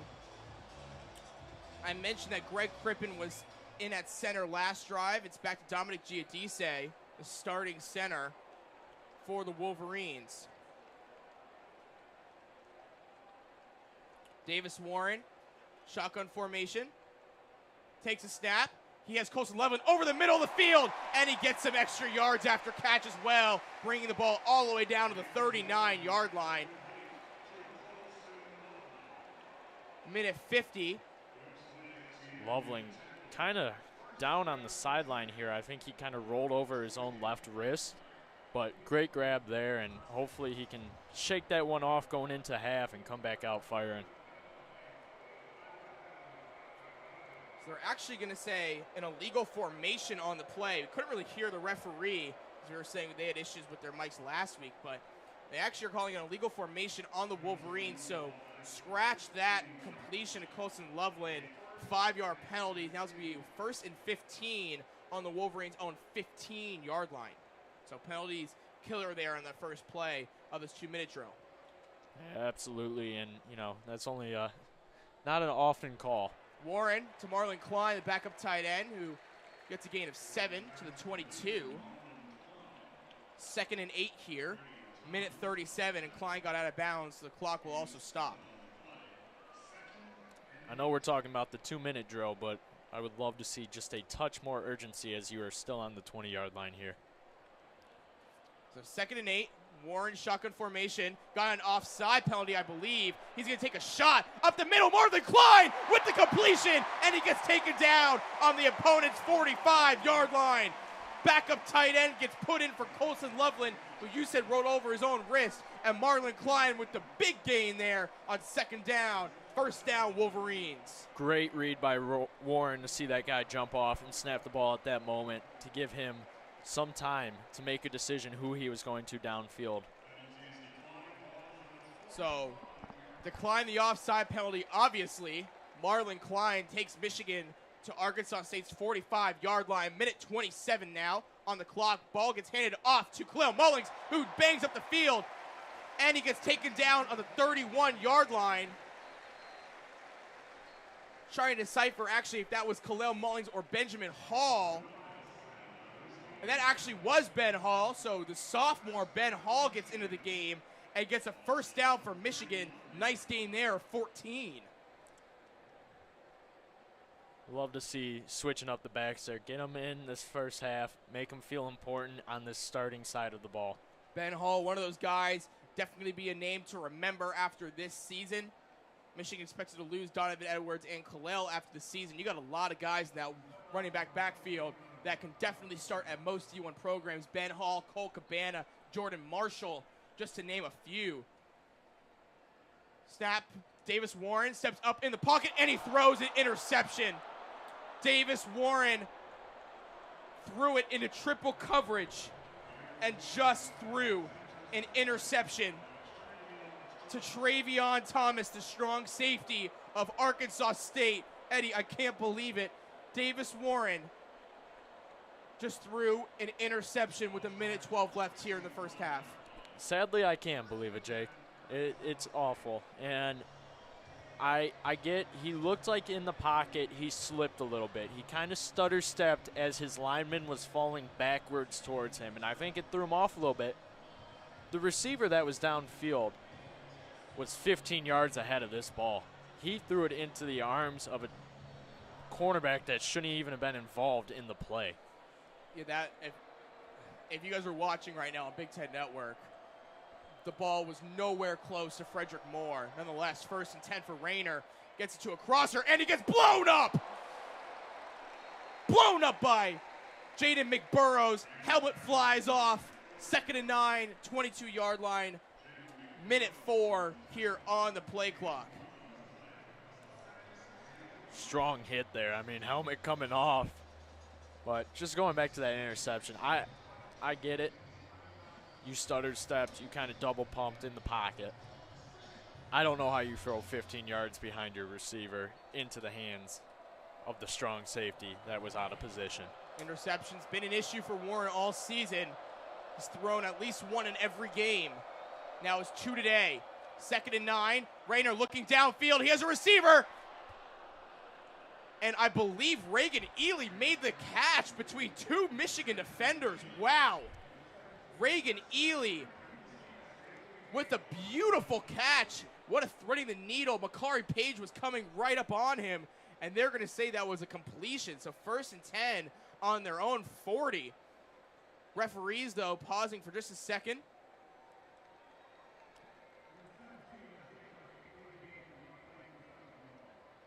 Trying to figure out what the stoppage is right now. Believe it was a helmet coming off on one of the defensive tackles there, and just kind of behind the play and tried to sneak it back on before our official saw it. But what a catch there. And Makari Page, good job not dropping the crown of your helmet to get a targeting call there. That would have been easy there for him. Rayner throwing back to pass, and he just misses off the fingertips of his receiver. It was intended for his tight end, Manny Stevenson. 2nd down and 10 here. Manny Stevenson was coming right over the 50-yard line, tipped off his hands. Nonetheless, with 54 seconds left here, we got 2nd and 10. Yeah, and Ernest Hausman, again, just a great breakup in coverage. Rayner trying to get it to his top receiver, who has a completion. Corey Rucker streaking down the left side of the field until he gets brought down to the 48. Zeke Berry on the tackle. Little hurry-up offense here with the clock winding down. Haven't seen Corey Rucker get many touches. Now he throws another one to him, and that's just a little bit too much for Corey Rucker. Trying to go back to him once again. Zeke Berry on the coverage. Yeah, and on the Wolverines side of the ball there, Hill, you can't miss that tackle in open field because you allow them to stop a clock, kind of get more yardage out of it and get to the outside. So a little miscue there, but only at midfield here for the Red Wolves. 2nd and 10 here. Quarterback backs up, throws it up down the sideline for another completion. That's Adam Jones, redshirt senior from Knoxville, Tennessee. Nice toe tapper there at the 30. And it'll be another 1st down, Arkansas State. So the Red Wolves really putting together a great 2-minute drill here. 33 seconds left. Jalen Rayner, shotgun formation once again. Steps back to pass, looking left, goes over the middle of the field, and Adam Jones could not complete the catch there. Will Johnson in coverage, so not a shocker that Adam Jones couldn't pull that one in. Yeah, and they've exposed it. We've talked about it in the first quarter of this game. The secondary needs to step it up, and Will Johnson is the starting cornerstone to that. So 2nd and 10 on Michigan's 30. 29 seconds left here. Derek Moore jumps off sides. We're going to have to see if that was going to be on Moore or on the right tackle, Noah Smith. They're going to say encroachment / offsides on Derek Moore. So that'll now give a free 5 yards to the Red Wolves. 2nd and 5 on Michigan's 25-yard line. Yeah, and just a little too eager there, trying to get that rush on the outside, and it's all right. 5 yards into the 25. Shortens the field a little bit more here. 29 seconds left. Another penalty flag. And I believe that'll be a false start now in Arkansas State. So the 5 yards they just gained, they're going to back right back up. Yeah, number 65, their right tackle, Noah Smith, is just moving his head the slightest, and they've been pointing at him twice now. So Noah Smith is able to cause an offsides, and then he gets offside himself. So 2nd and 10, back to where we started 2 plays ago, Eddie. Ball on the 30. Rayner, shotgun formation. Looks to his left, has a tight end before he gets shoved out of bounds by Will Johnson. I believe Manny Stevenson Jr. brought that ball in. And we're back now on the 25-yard line, 3rd and 5. Just keep going back and forth all day. I don't mind. Just don't get in that end zone. Will Johnson flying all around the field. Michigan's standout corner. Be a first-round pick in this upcoming NFL draft. We've seen him on Corey Rucker, Manny Stevenson, Reagan Ely. He's everywhere. Drops back to pass, throws left, and Will Johnson makes another big hit on Manny Stevenson. Just short of the first down marker. It'll be 4th and 1. Clock is rolling, and I believe Arkansas State will let it go all the way down to 3 seconds and call timeout for a end-of-half field goal attempt, which they do. So 2 seconds are on the clock. And Arkansas State will bring out its place kicker, Aiden Ellison, who's 1 for 2 on the day, to try to bring this deficit a little bit back. Right now, score 21-3, Michigan leads. Very impressive from the Red Wolves there. I was not expecting them with such little time to make such big plays in the moment and charge down the field. And they're getting the ball where they need to, and Rayner is proving why he is a very good quarterback, not only for this team, but in the Sun Belt Conference. That's why he has multiple nominations for early season awards, and he's showing it here. He came to play, and this offense is slowly becoming what it needs to be against Michigan. And if they look back in the locker room at halftime and see, hey, if we throw the ball, we're taking advantage of them, they're going to come out firing in that second half. Rayner 15 for 22, 118 yards. Davis Warren 8 for 10, 106. Ellison lines up for the field goal attempt. This will be a 38-yard try, end of the half. Before that, though, Michigan is going to call one of its timeouts to try to ice Ellison. So, hold off there. I respect the play by Sherrone Moore. You have to at this point when you saw him miss very early on, and hopefully it will work for the Wolverines, but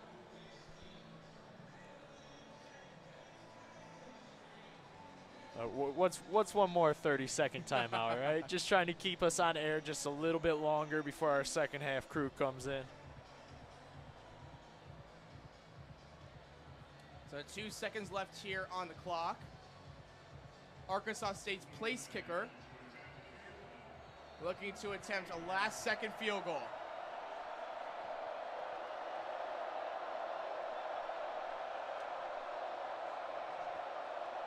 "38-yard try. Kick is up. And it boinks off the left upright. It's no good. 2 missed field goals here in the first half. This score could have been 21-9. Nonetheless, Michigan gets bailed out twice. 2 doinks. What are the odds, Eddie? That's impressive. I'm not a betting man often, but I would never have bet on that. 2 doinks in the first half. And Michigan squeezes into halftime with a 3-score lead, 21-3. Now, Eddie, this game could have been 21-9 super easily, and we would be talking very differently. Nonetheless, the Wolverines do hold a substantial 3-score lead at halftime, and will get the ball back to start the second half. Yeah, but it could have went in the other direction as well. Couple Davis Warren miscues on those passes that were intercepted, and we could have been sitting here at a 36-3 game, but instead we are sitting here talking about it is possible for the Red Wolves to go in that locker room, get fired up, come back out here and make a stand against the Wolverines. Do I think it's going to happen? Not the way that the offense is rolling on the ground on the rushing side of the ball. I think the defense needs to step up in the secondary. Will Johnson has to go out there and just fire at his teammates. he has to say, this needs to be a time to show off, because you're a ranked team in the top 25 poll. If you're putting up 21 against Arkansas State and that's where you sit, kiss the rankings goodbye. I'm sorry, but you need to come out, make a statement, possibly even hold your position or move up a spot based on what else goes on in the CFP.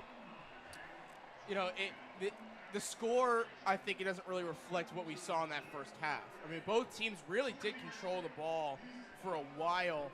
Both teams had the opportunity to score on every single offensive drive. And Davis Warren threw 2 interceptions, something definitely to monitor.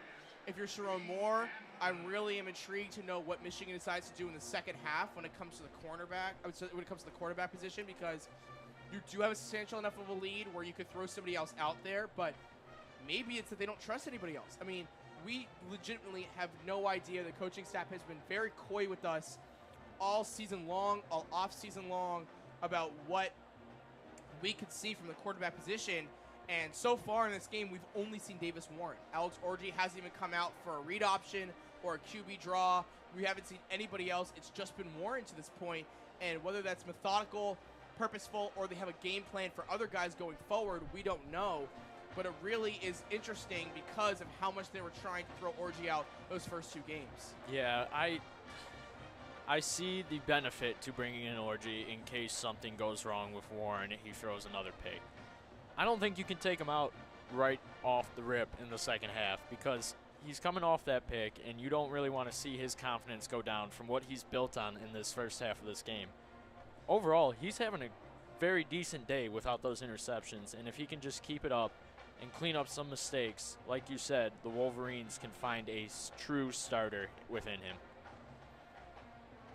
Let's talk about the defense for a little bit, Eddie, because we're focusing a lot on Davis Warren, a lot on the quarterbacks, and you had briefly alluded to Will Johnson trying to fire up his defense and his teammates. He's been playing well. Kenneth Grant's been batting balls down and making good tackles. Zeke Berry's been pretty much locking down in coverage. But what do we need to see from the other guys on the defense, the starters still, who are playing this entire game? I mean, we can say Jaden McBurrows made a nice play. Ike Uwona made a good play. We've seen a little bit of TJ Guy and Cam Brandt, but I want to see more of Eno Etta and Rayshawn Benny and Breon Ishmael and Derek Moore. What does the defense need to do in the second half against Arkansas State to give themselves confidence going forward? Because they should be dominating, which they are. Yeah, Arkansas State is going to give them the opportunity to get everyone involved. And for Michigan to win on a decent defensive side of the ball, they need everyone involved. I think that comes from your secondary starting off. You got to cover your guy. We can't have these 40-yard to 20-yard gains where he's not touched off the line of scrimmage and just walks out to midfield, basically. So I think it starts there. I think the defensive line, they need 1 sack. They need a couple more. You got to get them going and have more confidence under their belt, because it's really not about this week for that defensive line. You're going against some strong offenses in the next 4 or 5 weeks. You have to build yourself for then. So I think you bring up a great point. We are a defensive team. We need them to come alive because our offense is going to have the Davis Warren interceptions, the Colson Loveland drops from weeks past. It's going to happen. So if we can keep them strong and healthy, that would be the best bet. You mentioned the interceptions. It's a weird thought, right, when it comes to turnovers, because Michigan fans aren't used to that coming from their quarterback position, at least in recent years. Yes, maybe pre-Cade McNamara, you had issues with turnovers, but between Cade, who was very, very good at keeping the ball in Michigan offense's hands, as well as J.J. McCarthy, you didn't see a lot of turnovers. And is it fixable? Do you think it is fixable for Davis Warren to figure it out and read a defense and understand, okay, the triple cover's there, or he's dropping back, or he's coming and he's blitzing? Because you're seeing a very simplified offense, but even in a simplified offense against a team like Arkansas State, who Michigan's paying a lot of money to play, they're still a very good team, and all 3 defenses Michigan has played have still been able to trip up Davis Warren. Yes, he's 8 for 10, but those 2 incompletions were both interceptions. Yeah, it's hard to not just have that instinct when it comes to Davis Warren. You can definitely teach it, don't get me wrong. Look back on Michigan past quarterbacks. Shea Patterson had the same issue in a couple of his first starts, true starts, where he was throwing interceptions left and right.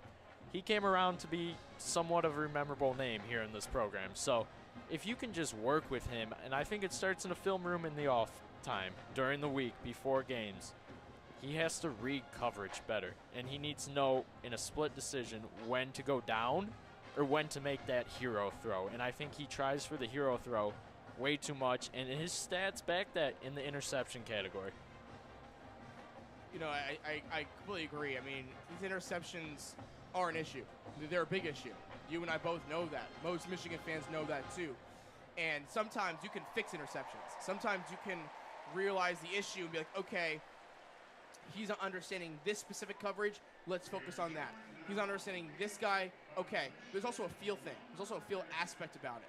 If you're just throwing the ball because you're under pressure and you're like, I need to throw the ball, that's an issue because you can take sacks. Yes, no one wants to see a sack, but a sack is not a turnover unless you're fumbling the ball. And it's sometimes safer than just throwing up a ball 15 yards in front of the receiver because you're on your back foot. And we saw two really bad interceptions that Davis Warren threw in that first half. Both were very preventable. Both, if you know, you could read if reading a defense would allow you to possibly, you know, prevent those interceptions. So that's where I'm trying to figure out right now when it comes to Davis Warren. Is it fixable or is it not? Because, yes, we've seen very disciplined quarterbacks in the past. Sherrone Moore is a very disciplined coach. And Kirk Campbell, who was the QB coach with JJ, is now the offensive coordinator. So those people didn't leave on offense. The defensive coaches left, but the offensive coaches didn't. So what can you do to help him like you helped Kate, like you helped JJ figure it out? Because it is just something that's concerning where, yes, you're up 21-3 against Arkansas State, but if Davis Warren's throwing 2 interceptions every single week, that could cost you next week against USC. That could cost you against Minnesota. That could definitely rally your team up against Washington. That could be a big, big problem. Yeah, you need to kind of nip it in the butt right now before it becomes this consistent problem that we are just used to, and it comes with the package deal with Davis Warren. You talked about redisciplining him. I think that's perfect. That's the best way to describe it, where you can kind of go in, sit him down, say, hey, you are our guy. You earned it in training camp. You just don't believe in yourself right now, and you have little miscues that make you have meltdowns. You need to get rid of that. Have him call JJ for all I care. Have him sit underneath the goalposts and meditate before a game if that's what it takes. We need a quarterback on this team to have any slimmer of success this season. Finally, let's talk about the run game, right? The run game has been bailing out this offense really in this whole game. Khalil Mullings has 7 carries for 86 yards. Donovan Edwards, 13 carries, 70 yards. Ben Hall, 1 carry, 14 yards. That part's been working. Do you see this Michigan team trying to just fully attack that in the second half? Or, as we were just talking all about Davis Warren, about the other quarterbacks that could potentially get into this game, do you need to figure things out with your rest of your team? Which one are you going to try to prioritize? I would love to see them have Davis Warren throw the ball and get more comfortable, but I think it's going to be Michigan football attacking the ground, getting some of these other backs involved. Tavier Dunlap, he's been here our whole time we've been here Love at Jake. Tavi. Great guy. He doesn't get the snaps. Now, I don't know if it's a personal thing, but he needs to get a little love in here because if one of our guys go down, it's either him, Cole Cabana, Ben Hall, Jordan Marshall. Yeah. There's a lot of guys in that room. There's a lot of guys, but if he's listed as the 4th guy, you got to get him going as well. So I would love to see a mixture of both. Will it happen? Most likely not. Partly with the run game, too, is the offensive line play. I mean, you have practically an entirely new, different offensive line this year from last season. So there are also going to be growing pains with that. You got a new offensive line coach coming over from the tight end room. You know, there were issues with that. Evan Link was struggling those first 2 games against Texas and Fresno State. He had a 38.8 PFF grade and pass blocking. And today, you're seeing Andrew Gentry get out there and helping him out on the right side. You're seeing Marlon Klein get out there, help him on the right side. And I think that's been helping, especially creating those holes. You'll also be seeing a rotation at the center position between Greg Crippen and Dominic Giudice. And I think those structural differences are very interesting because you have the guys in Miles Hinton, Josh Preeb, and Giovanni El Hadi who are set in stone. But I don't necessarily know if that center and right tackle position are locked and loaded just yet. And it definitely was interesting to see today, Eddie, those different kind of rotations that Michigan was throwing out there. 100%. And I think some things went well where they can work it into some game plans for some future games. But I also think we've talked about it in so many different positions, not knowing what the answer is. And you're not going to know until you maybe second half of this game play around with more setups or go into a Minnesota game in the next couple weeks. And if you get up, play around with some more setups. So it's going to be difficult.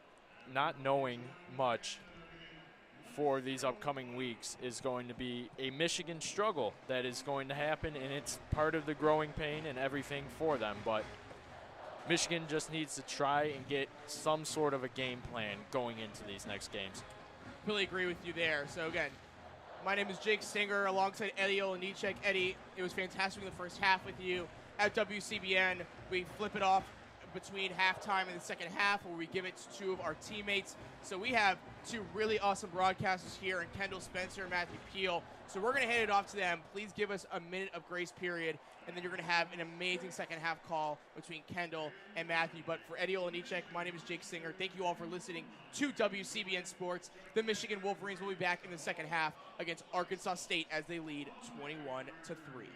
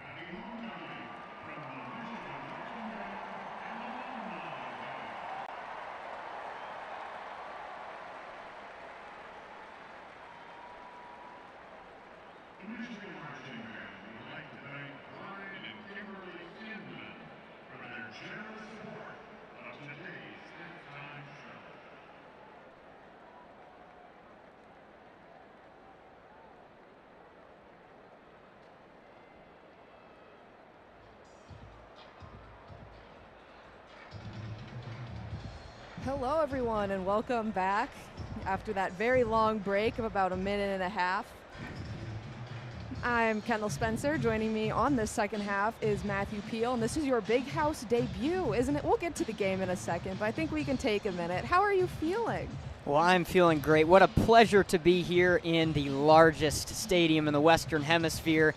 It's the Big House, and really there's no better place to be on a Saturday afternoon. Can't wait for this second half, and just very thrilled by the opportunity to be here today. I remember my first Big House game like it was yesterday, and kind of, you know, this is actually fun because this is your first game in the Big House, and this is my last. This is my last home game as a member of the WCBN Sports radio crew. Obviously, I'll be here as a fan later in the season, but this is my last time up here in our little radio room, and it's kind of sad, but so I'm going to brush past that, and maybe I'll shed a tear at the end, but not while there's still football to play.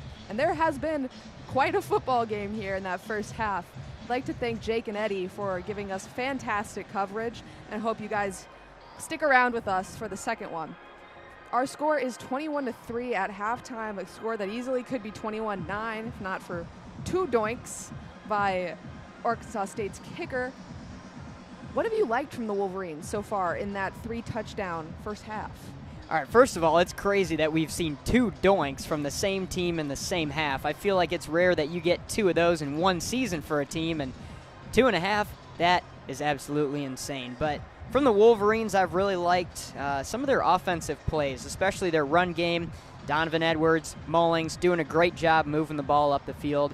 Except one of the things that I think they can definitely improve on is the creativity and maybe trying out some plays. This is a game where they can test a lot of things, and even if something doesn't go well, we've already seen a couple interceptions from Warren, which, of course, have been unfortunate for the Wolverine offense. But this is the game to try things out. If you want to try things out, you got to do it now because USC's coming up, Oregon's coming up, Washington's coming up, and the season just keeps going from here. So what you're going to want to do if you're the Michigan offense is try something else. But on the flip side, I've really liked the Arkansas State offense as well. They've been doing a great job just connecting some passes, trying different plays as well. They're a good team that can use a lot of different plays, not just the run game, not just the passing game. They have an agile quarterback, Rayner. He's phenomenal, and he's definitely been connecting the ball. So well done to both teams' offenses.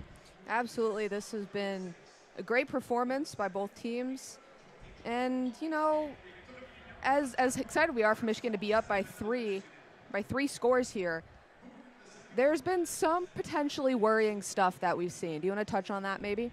Absolutely. Just as I talked a little bit about Michigan's offense, they have really been taking advantage of the running game, but other than that, they haven't had too many explosive plays. Again, 2 interceptions, and that was well done by the Arkansas State defense. But you got to find people that are open, maybe work on a rotation with a quarterback. I'd love to see them try some more stuff this half, and that's something they can improve on.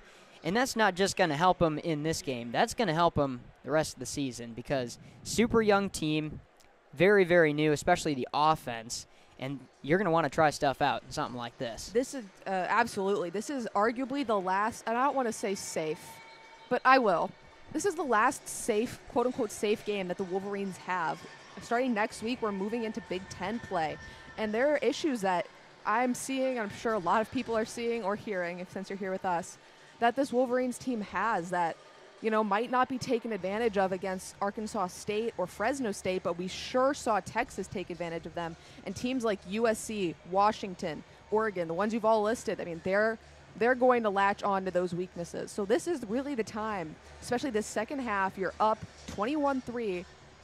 Or if I'm head coach Sherrone Moore, I'm throwing everything at the wall because I need to know who I'm trusting once we get into the conference. Speaking of people you can trust, who do you think was the standout player for the Wolverines in that first half? I think Michigan's had a couple of standout players. One of them I'm going to say, Donovan Edwards. First couple games of the season, I think a lot of people weren't quite as happy with his performance, especially against Texas. Wasn't able to find some gaps and get some explosive runs, but this game, he's been able to take advantage of Arkansas State's gaps in their defense, and he's had some awesome runs. I think Mullings has done a wonderful job as well, just finding those gaps, capitalizing on some opportunities. So well done to both of those players, and I'd love to see them continue that into the second half. When you lose a guy like Blake Corum, that the Wolverines was such a pivotal member of not just last year's team that won the national championship, but the years before that, the hard work that went into becoming that championship team, it is very easy to be concerned about what the running game was going to look like. I think, especially in this one here, I am not worried. I think Donovan Edwards has been just as good as he was last year, if not better, and Khalil Mullings has really stepped up when he's needed to be and taken over some of that role, thus not putting too much pressure on Edwards to kind of become the Blake Corum of this team. He doesn't need to do that. We don't want him to do that. We want him to be the player that he is. Also, let's say, obviously, hype up the running game. That's been one of the bright parts of being a Michigan fan for years and years and years. Who do you want to see step up in the second half for the Wolverines? That's a wonderful question. I didn't let you prep for this one. My apologies. Step up in the second half. I think, of course, a simple answer would be Warren. I think this is his opportunity in this game to really find those passes, especially to some of his wide receivers. Colston Loveland, he's somebody that is able to get his hands on the ball, is able to receive the ball very, very well, and we've seen him do some great things in these last couple games, except for, of course, that unfortunate fumble from the Texas game. But I think he is always a safe option to connect with, and if Warren is able to find him, I think that would be great as well. And, of course, we haven't seen him this game yet, but Alex Orgy, I think if he comes in the game as quarterback for a few plays and he's able to try some things out and really show some of his talent, some of his development from the offseason, that could be really, really huge as well. But On the flip side, talked a lot about offense. On the defense end, I think the teams can make some improvements as well going into this half. For the Arkansas State, I think what they're going to want to do is eliminate those gaps, and that's been something that has totally torn the team apart in their first 2 games this season against Tulsa and against Central Arkansas. They've had a lot of points scored against them simply because they've left too many gaps in the defense. And then the Michigan defense, I think they're going to want to make sure they're covering those wide receivers because, as you know, we've seen some explosive plays from the Arkansas State offense, especially some great throws as well. Absolutely. Colston Loveland, obviously, him and Donovan Edwards were the 2 big key pieces that Wolverines have kind of been centering their offense around this season. So if, those 2 guys are successful, that normally bodes well for the Wolverine offense. Count down about 10 seconds now. The Wolverines will receive the kick in the first half, and here to start the second half. Again, after that missed field goal at the end, that's Tavier Dunlap back for the Wolverines. It's been a thrilling first half of football, and here we go with half number 2 at the Big House from Ann Arbor, Michigan.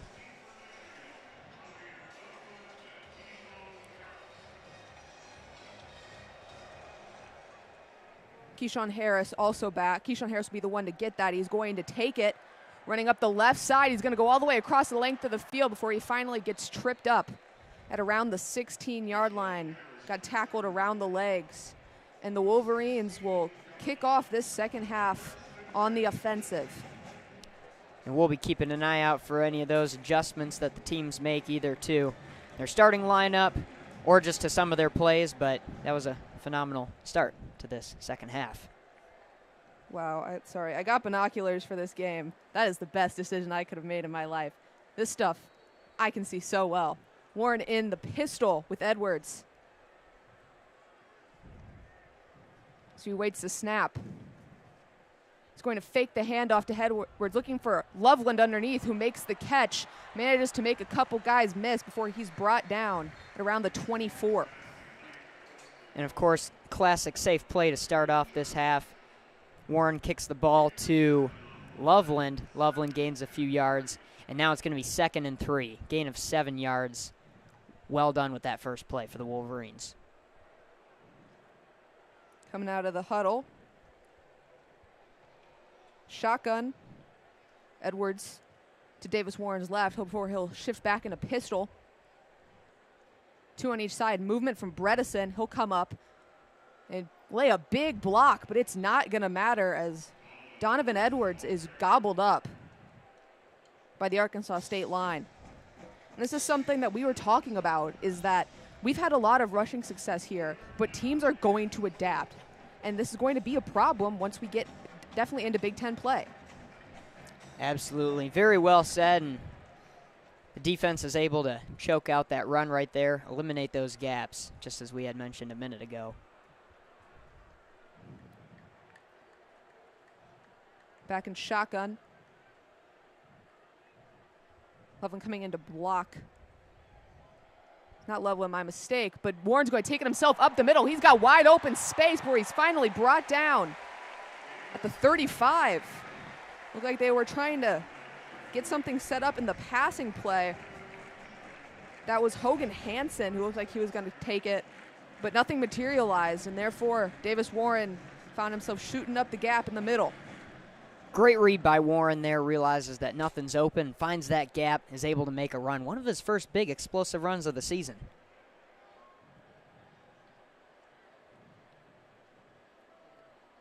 Motion coming across from Charleston.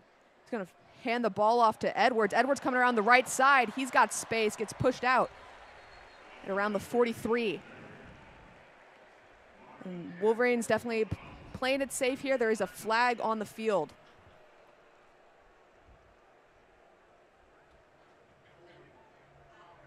It's offensive holding. And that'll take the Wolverines back to a 1st and 20 from the 26. Seems as if Michigan's just back to where they started at this half a few minutes ago. It's already been about 2.5 minutes into the third quarter. 12 minutes, 40 seconds left on the clock. 1st and 20, Wolverines. Shotgun formation with Edwards on Warren's left. Movement coming across from Morgan. He's going to find Morgan on this quick sweep route. Morgan tries to spin around a couple guys. Nothing going. That'll be a loss of about 2 yards, 3 yards. 2nd and 23. And Michigan hasn't been faced with too many situations like this season yet. 2nd and 22. Ran a lot on those little sweepers. Warren's going to come up and talk to his line. Some confusion there.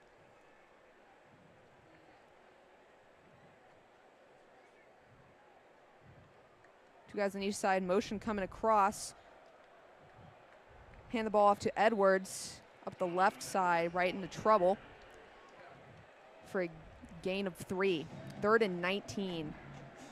Very interesting choice on decision making there by the offense. They had the line pretty spread out, but still wanted to go for a run. Not necessarily what you would see, especially with 22 yards till that first down marker. And it definitely felt like the Wolverines' run game has not been as exciting here as Warren is in empty. They have 3rd and long. He's going to need to air it out here.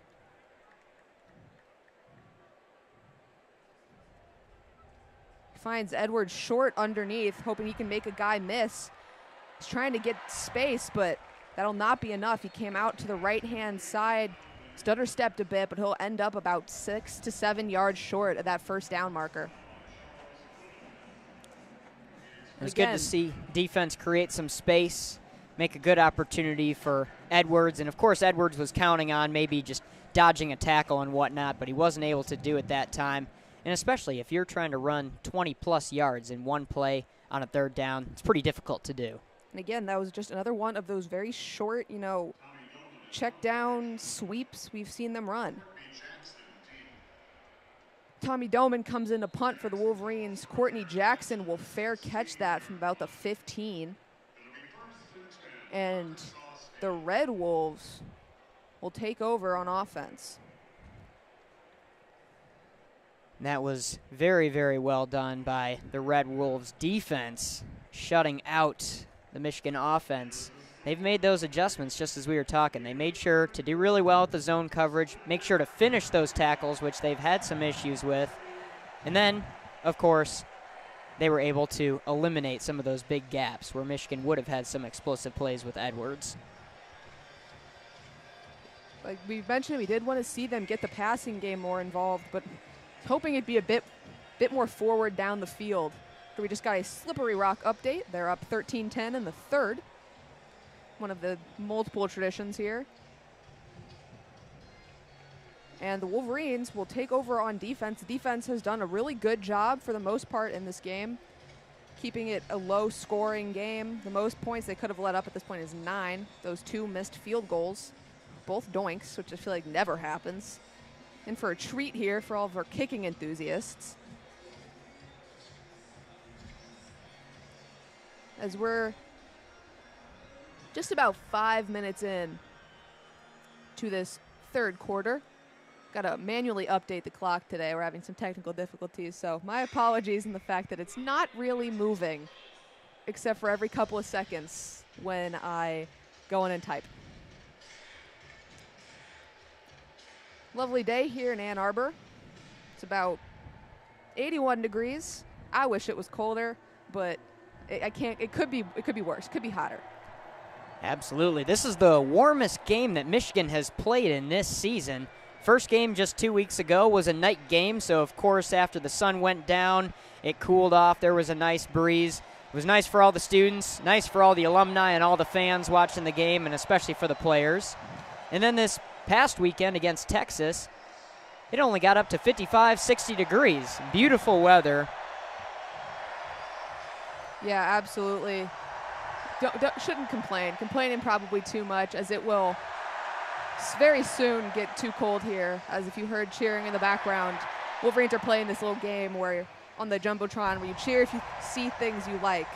And there was another tribute to the late James Earl Jones who died at the age of 93 on Monday. Michigan legend, the ultimate Michigan man, and the voice of not just the Wolverines, but kind of the most famous voice in the world. Absolutely. And it was great to see the hype video, especially seeing all the Michigan fans get rallied up when James Earl Jones came on the screen and said, "This is the University of Michigan." Arkansas State will take over at the 15. And that's Rayner, who's in the shotgun. Number 24, Devin Spencer. They'll take it up the middle for a gain of a few. That was Spencer on the carry, ran right up the center into the gut of Quentin Johnson, who took him down. And that right there is Michigan doing exactly what they do best, just choking out, small run, leading the Red Wolves to 2nd and 7. Back in shotgun this time with Spencer still. Rayner's running around trying to make a guy miss. He finds someone over the middle on the right-hand side. That looks like it was number 9, Courtney Jackson, for a gain of a few before he was roughly taken down. Looked like they were trying to knock the ball out there. This time in pistol. Rayner will hand the ball off as they try and get that 3rd and short.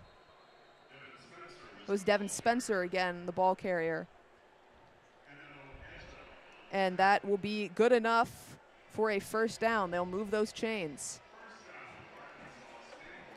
Arkansas State found the best time that they want to use that run game when it's a super short, 3rd and short, 3rd and 1. Of course, they get the first down, move the chains.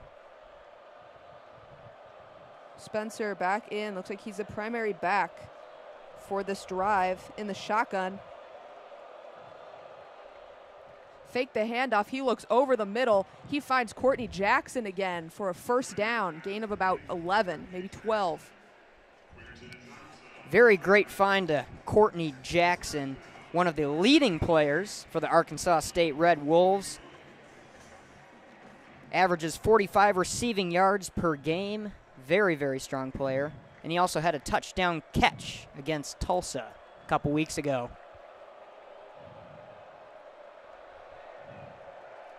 Spencer comes back to shotgun on Rayner's right-hand side. They were empty for a minute. They'll hand the ball off to him. Motions to the left. He'll run into a mob. There's a penalty flag on the field as well. It's a gain of about 1, but we'll see what happens with that flag. That's offensive holding. That'll bump the Red Wolves back, make it 1st and 20. The ball on the 31, effectively neutralizing that great catch by Jackson.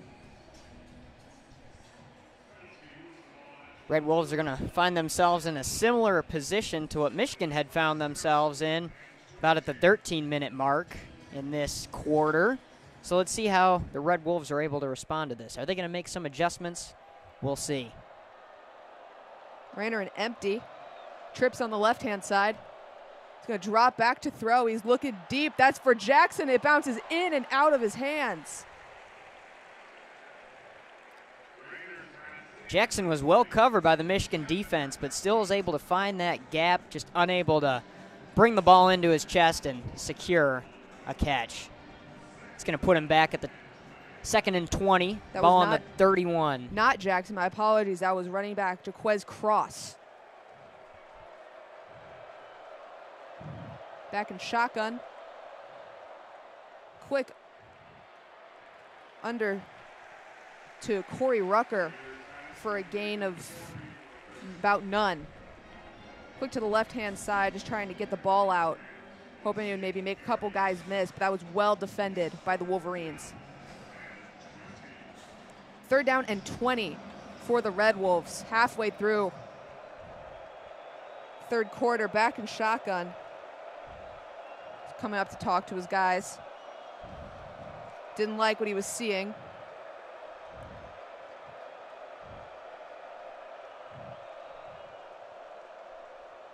He's dropping back. They're going deep here. He's going to have to take it himself, and he's got wide open space. There's 3 guys converging on him, so we'll just take the slide. Gets up to about 4th and 10. It will not be enough And here comes the punting team. As whatever Rayner was looking for there fell apart, he had to use his legs to try and get out of putting his team back way low. Here we're going to see Ryan Hiker, the punter for the Arkansas State Red Wolves. He's actually from the same hometown as I am and played high school soccer with them. It's those soccer players that really got a good boot and are able to punt the ball well. Samaj Morgan back. He'll fair catch that. The Wolverines will get another shot on offense. 21-3 still our score. 6:27 remaining in the third quarter. And we've seen this problem with the Wolverines occasionally, is that they'll have momentum going into a half or the end of a quarter, and then they'll come back out and look stagnant. And that's been kind of what we saw from the Wolverines offense on that first drive. Stalled out and had to punt it away.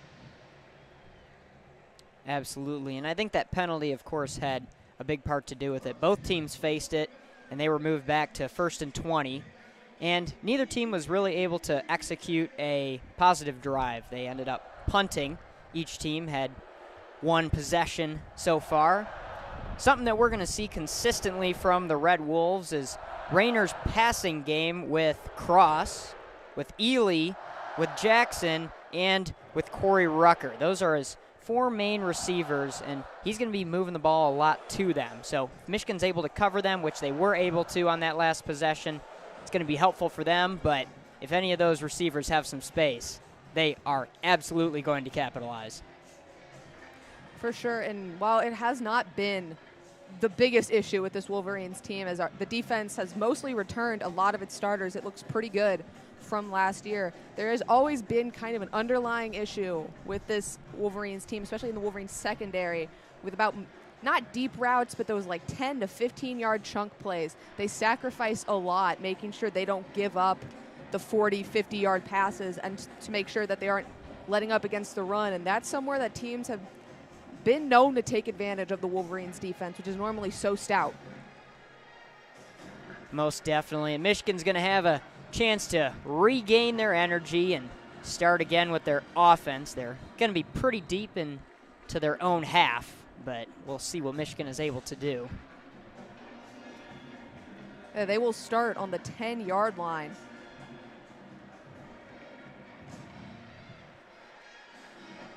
And the Wolverines looking to capitalize on a brand new drive. Warren talking to the ref, but Edwards is back in shotgun. There seems to be some kind of confusion where they finally step back. Bredesen and Klein coming in, likely to block, and they'll hand the ball off to Edwards. Tries to go out on the left side of his line, won't find anything. Gain about 1. Arkansas State knows it, and most other teams know it as well. It's a safe play for Michigan to just hand off the ball to one of their running backs, specifically Edwards, and just try to go for a drive. Arkansas State able to shut that down. Now we have 2nd down and 9. Ball on the 11-yard line, Michigan zone. Wolverines with some motion as Moore is going to come around to the right-hand side. Hand the ball back to Edwards. He finds a gap this time and stumbles his way almost to a 1st down. Straight up the middle. Looks like he's going to be just inches short. 3rd and 1 is the call as Klein comes back in to provide some extra blocking. They're likely just going to try and shove Mullings in, who they've brought in, their big 3rd down back. Try and just shove him up the gut for the game, for the 1st down. Mullings will actually take off a little bit to the left side. Gets more than the 1 they needed. He bumps it all the way up to about the 27. There you saw the defense just converge right into the center of the field where the ball was snapped, where hypothetically Mullings could have gone, but Mullings read the play well, darts to the left, goes forward, gains a few more yards on the play, and brings a new set of downs for the Wolverines. Well done by Mullings. Wolverines more than content to have some slow drives here. This time it'll be Mullings in pistol with Warren. Bredesen on the left.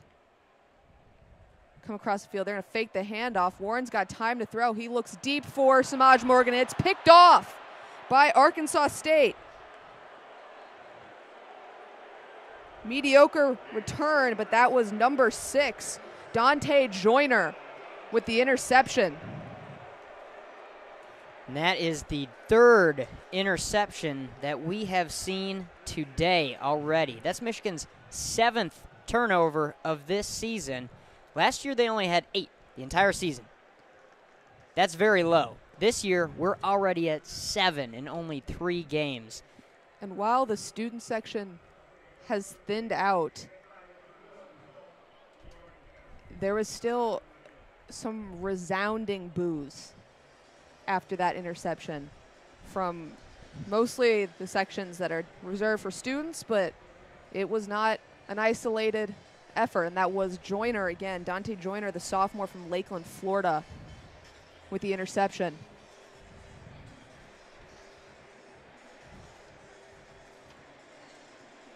And not exactly the start, or not start, but continuation that Boren would want, hoping to shake off those interceptions. But again, that was intended for Morgan, and Morgan was not close. Rayner in the shotgun with Corey Rucker, the wideout back. They're going to hand the ball off to him, though, and he'll try and stuff right up the line.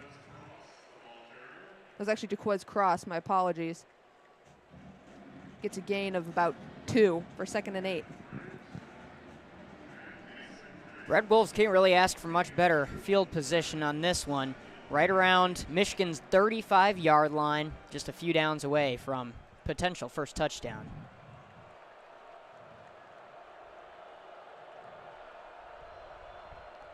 Fake the handoff to Cross. He's looking deep for Jackson. Ball may have been tipped or was just short as it bounces at about the 20. It did not have enough on it. Will Johnson had gotten himself turned around looking for it, but he didn't even get a chance. And of course the Michigan defense, Will Johnson doing a phenomenal job on coverage, making sure that was not a passing route.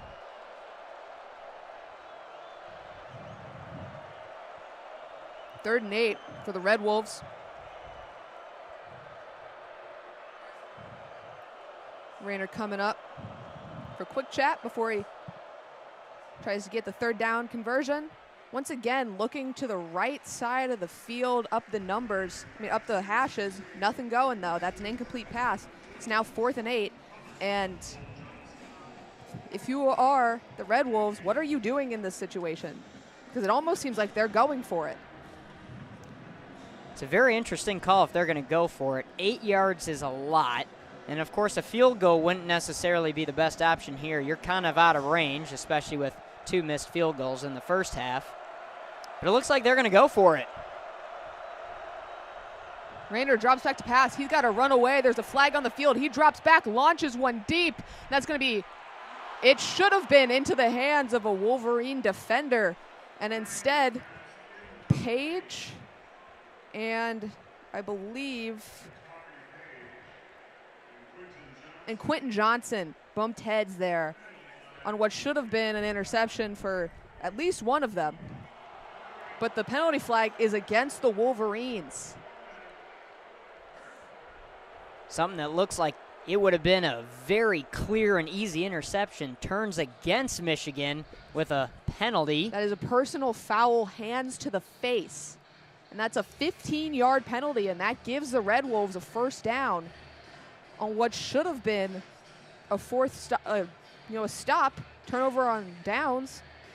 And instead, the Wolverines shoot themselves in the foot and they bump up, not only give them the first down, they bump them up 15 yards. And that was not a penalty that happened downfield. That was in the backfield.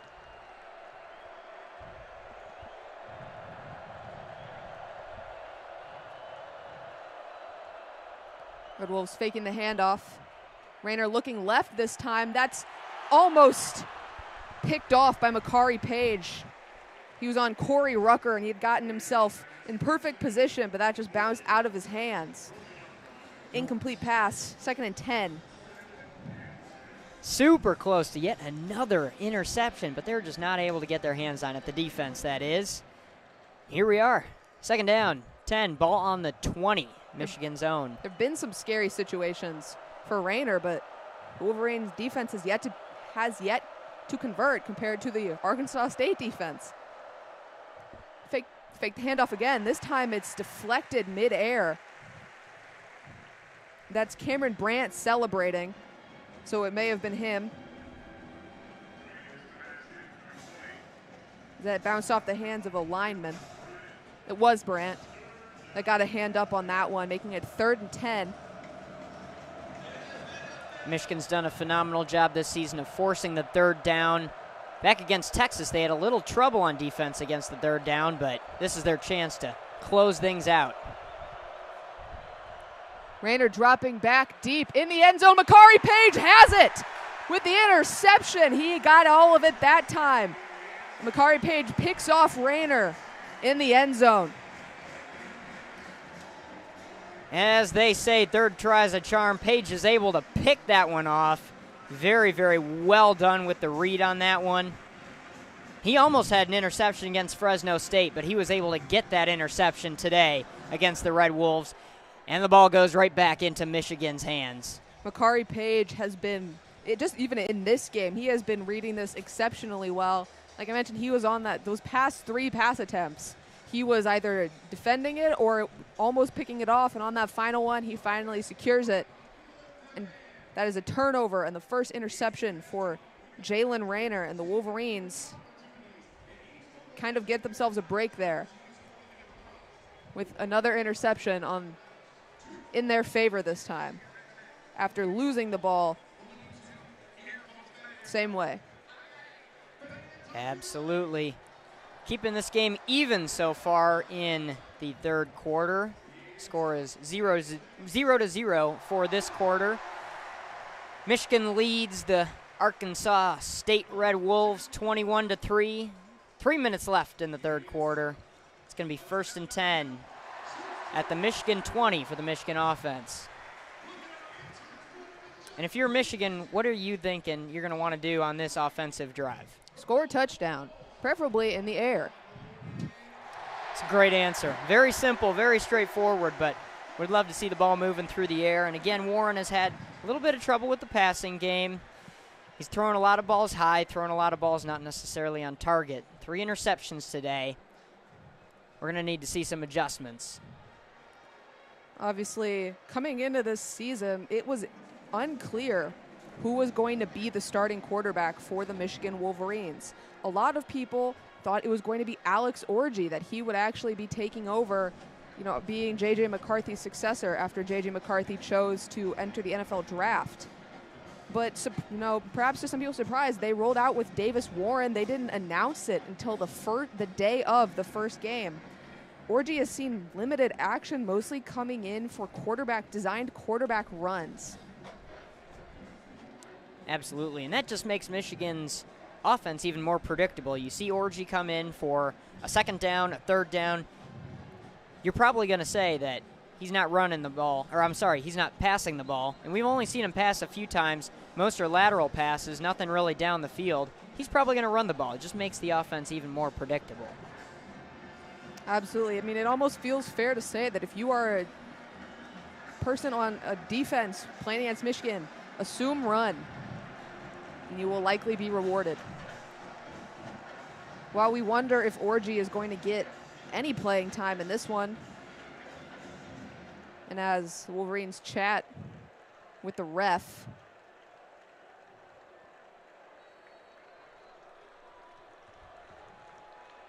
that is going to be Alex Orgy taking the snap directly from the center. turning around and handing the ball off to Mullins, who runs right into a mass of people. And as we just mentioned, whether or not we are going to see Orgy in this game, he is remaining in there even after that designed run. They're going to take out Gentry and sub Klein in. And that is Orgy still in the shotgun with Mullings.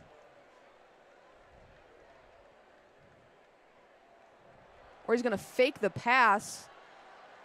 Mullings takes up the left-hand side and gets a gain of about 6 for 3rd and 3. Solid run by Mullings and definitely a good position for 3rd down with just 3 yards. But this is the first play of the season, I believe, where Orgy has stayed in for 3 consecutive plays. So definitely putting a little bit more trust in his hands. Orgy back in shotgun. Taking a second, talking to the sideline. He's got trips on the right. They're going to hand the ball off back to Mullings. Mullings makes a couple guys miss before he's finally swaddled up from behind, but that is good enough for a 1st down. That was Trevion Thomas on the tackle. Alliteration there. And it is too early to say anything, but you are right. This is the first series we have seen where Orgy has taken all of the snaps. It is too early to say, though, whether or not they have officially in this game made a quarterback change, but Orgy is coming out again.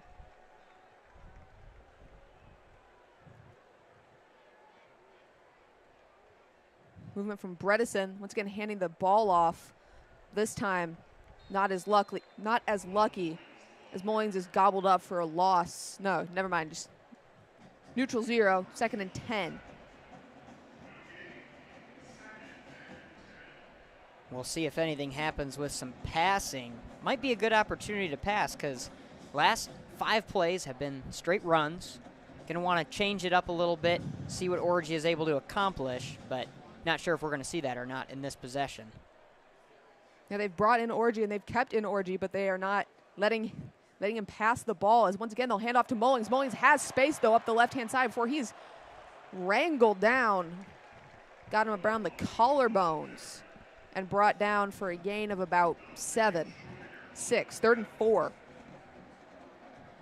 And really, if you're a fan watching this, there's no doubt why you're seeing Orgy hand the ball off to Kalel Mullings. He's had some huge runs in the first game against Fresno State, and he's already had some great plays today. Some grief from the crowd who wanted probably a horse collar on that, as it was definitely a risky tackle from Arkansas State.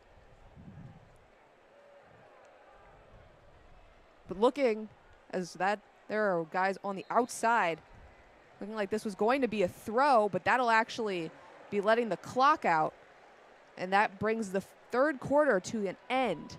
Still the same score that we started it with, 21-3 in favor of the Wolverines over the Red Wolves.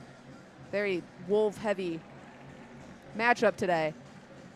And not a very eventful quarter. The most exciting thing that you could say happened is that we have now seen Alex Orgy in for more of a consecutive period than we have all season, and yet he has not thrown the ball.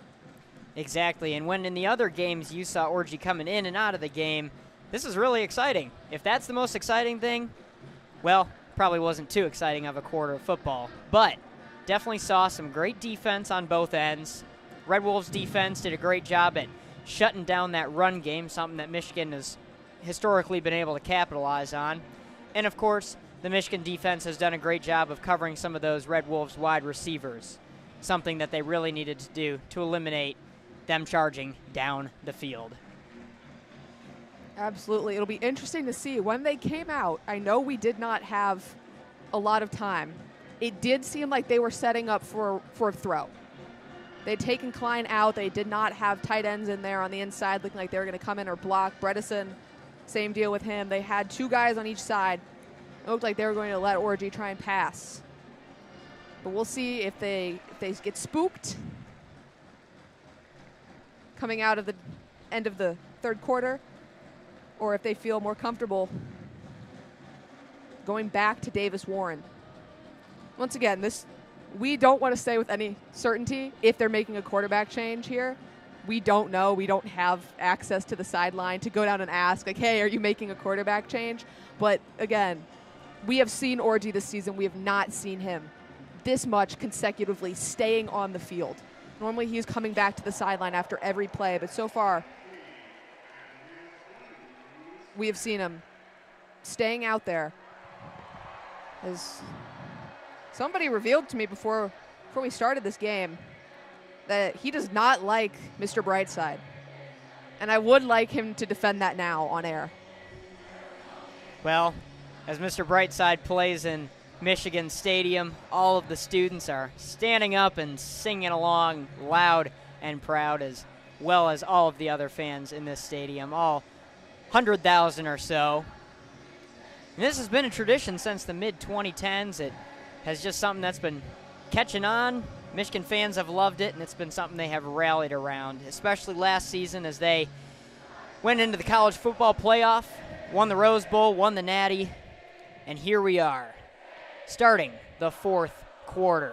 That's Orgy again. He's got Bell and Morgan on his right, Bredesen and Moore on his left. Bredesen's coming across. They're going to fake the handoff this time. Orgy's going to take himself up the middle. He's got a guy at his legs, but he doesn't miss. And he'll take it all the way to the block M for a first down. And it's not a pass, but this time it's Alex Orgy taking it himself. And that's Alex Orgy using all 235 pounds, the junior from Texas, moving that ball up the field. And this is, there's I don't want to assume anything. There's been a bit of life breathed back into the stadium now that they've switched to Orgy. I don't know if that's people just excited to see something change.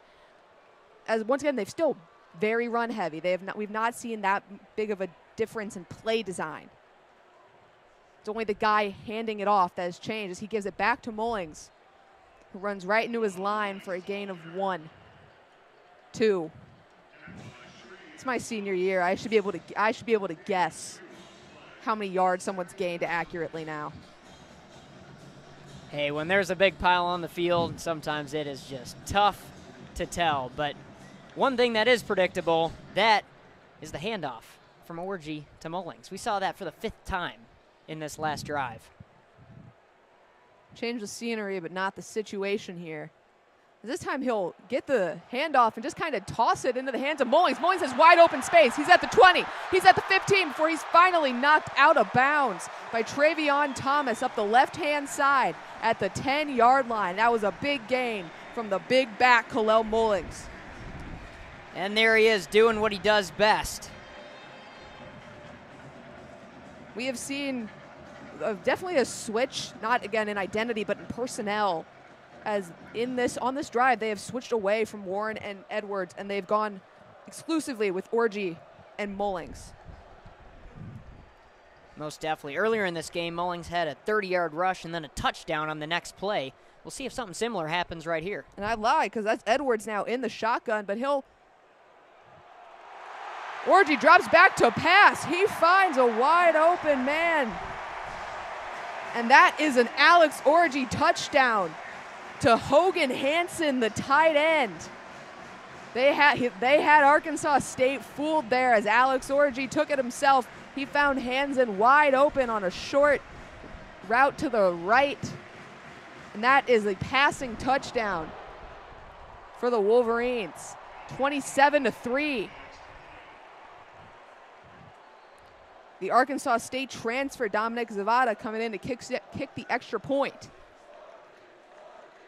And there is an Orgy chant, emanating from the student section right now, as the extra point is good from Zavada. Zavada's 4 for 4 on his extra points of the day. He used to be a Red Wolf himself. He learned from a very good team and comes to Michigan and is able to really use that boot to do something good. And of course, Michigan has historically had some phenomenal field goal kickers. We've seen the Money Moody, Jake Moody. He had left for the NFL, but Zavada seems like a very worthy replacement. He's kicked a 52-yarder this season, a 53-yarder, and a 55-yarder as well. Just really pushing those numbers up there. And already this early in the season, those are some phenomenal numbers. Again, just to kind of recap that touchdown a bit more, Orgy had dropped back a few yards, got it to Hansen, who was wide open right about where the first down marker was. I mean, right about where the starting marker was. And he just walked right into the end zone. It seems like nobody on that field was expecting Orgy to pass, especially some of us up here in the press box. We weren't expecting it either. But while there's, maybe a bit more noise here in the stadium, there's also got to be kind of a sense of unease on the sideline. Because is that enough? Who's going to come back out? Are they going to ride the hot hand? Or is that just an experiment? We don't know. This has been, there has not been maybe the kind of decision and permanence that a lot of people would have liked to see from the Wolverines. That's something that comes with having your guy be so obviously your guy. Once J.J. McCarthy won the starting role, it was his. We haven't seen that here because Warren may be the starter, but it has always felt very in flux. Most definitely. And Michigan's got a good lead, 25 points up right now as we're about 12 minutes left in this game here. Michigan has a secure lead. They've covered the spread, which was about 22.5 for this game. And this might be an opportunity to try some more creative plays as we were talking. Maybe they're going to put Warren in there. Maybe they're going to have him do some things that the team hasn't done before. Do some flea flickers. Throw some more passes. Maybe it's going to be Orgy throwing some passes. We're not really too sure, but really looking forward to what's to come in these last 12.5 minutes. Jaquez Cross and Reagan Ely back to receive the kick.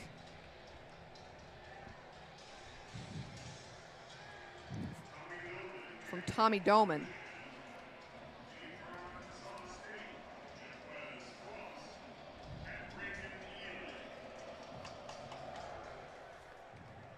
Kick is up, and it is through the end zone. It'll be a touchback. 1st and 10, Arkansas State from the 25.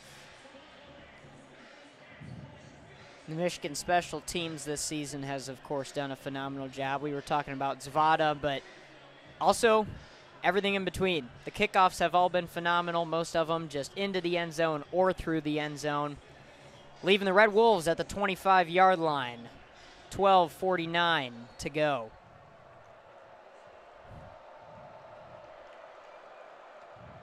Rayner hands the ball off to Spencer, who runs right into the mask, gets shoved forward a little bit, ends up at about the 29 or 30. 2nd and 6 from the 29. That may have been one of the best runs for the Arkansas State offense today. Just driving it straight into the middle, using all that weight to get some momentum forward. Rayner driving back to pass. Finds his man, this number 12, Manny Stevenson Jr., but he gets a big hit laid on him and knocked out of bounds. Short, that's 3rd and 4 still. That big hit came down from number 6, the Wolverines. That's Brandon Hillman.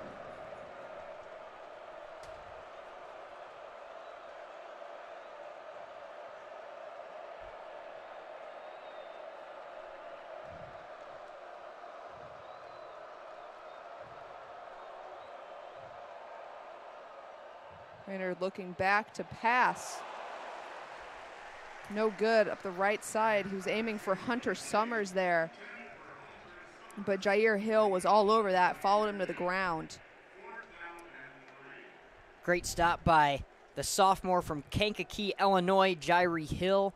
He struggled a little bit in the Texas game, as we saw. Didn't necessarily cover some of those wide receivers too well, but he made a great adjustment there, is able to stay right on that offensive man from Arkansas State and shut down that 3rd down. The Red Wolves will be forced to punt the ball as Morgan's back to receive it. He signals for a fair catch at about the 18.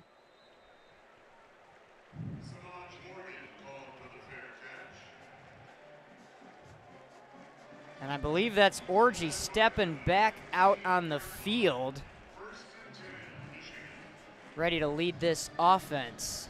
11 minutes, 32 seconds left. Thank you for tuning in to WCBN Sports. We're very glad you decided to spend your afternoon listening to some Michigan football. And while, of course, we wish you were here with the 110,000 fans at Michigan Stadium, we're glad you're able to listen along with us.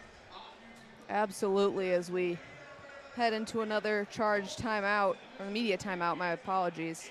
I think maybe we can take a look around the Big Ten, see what else is going on in the conference. Currently, Wisconsin is down 28-10 against number 4 Alabama with 2.5 remaining in the third. And the only other game that's currently going on is Illinois versus Central Michigan, that of which Illinois is up 23-6 with 4.5 remaining in the third. Later today, we've got some big ones. Notre Dame against Purdue, namely enough. And Indiana will take on UCLA. Maryland, Virginia, Eastern Illinois, Northwestern, Northern Iowa, Nebraska, Troy in regular Iowa, Washington versus Washington State, Nevada versus Minnesota, Prairie View versus Michigan State, and Oregon versus Oregon State. Seems like there's quite a few state rivalry games going on. Regular Iowa, I love that one. Well, I've got to stand by them. Disappointing loss last week, but I got to stand by those guys. Again, we've got about a minute remaining here in this timeout.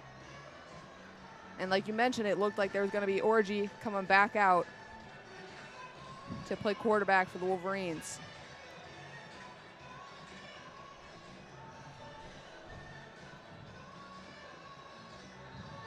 Seriously, I know we've said it before, but what an absolutely beautiful day it is here in Ann Arbor. Not a cloud in the sky, 81 degrees, and a beautiful day for some football. 11:32 left. Michigan's going to start from the 19-yard line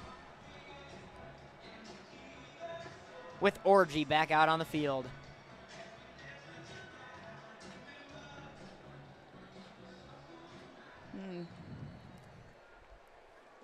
He'll be in shotgun with Mullings before Mullings comes back out to the outside. Orgy takes himself up the middle. He's got space for a gain of about 9. They're still pushing before finally the whistle blows, but doesn't seem like that'll be enough for a first down. It looks like number 58, Giovanni Alhady, kind of got in the way of the run there. Not necessarily something you would typically see. It seemed like all the linemen just escaped right from that center, right where the ball was snapped, and Orgy had a lane open, took advantage of it. My apologies, that was enough for the first down. Got some help from his line. They shoved him ahead.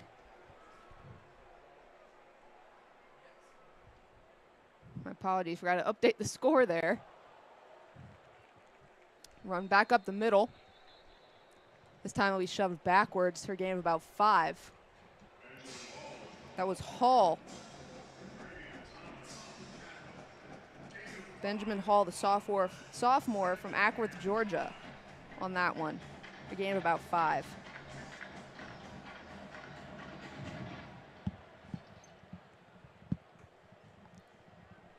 Take it back in shotgun. Some motion from Klein coming out to the right side of the line.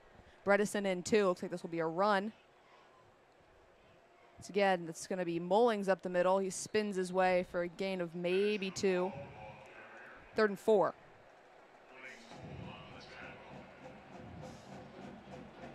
And again, it's nice to see that change-up made on the offense, but we're not really seeing a diverse set of plays here. Bell and Klein come out of the game.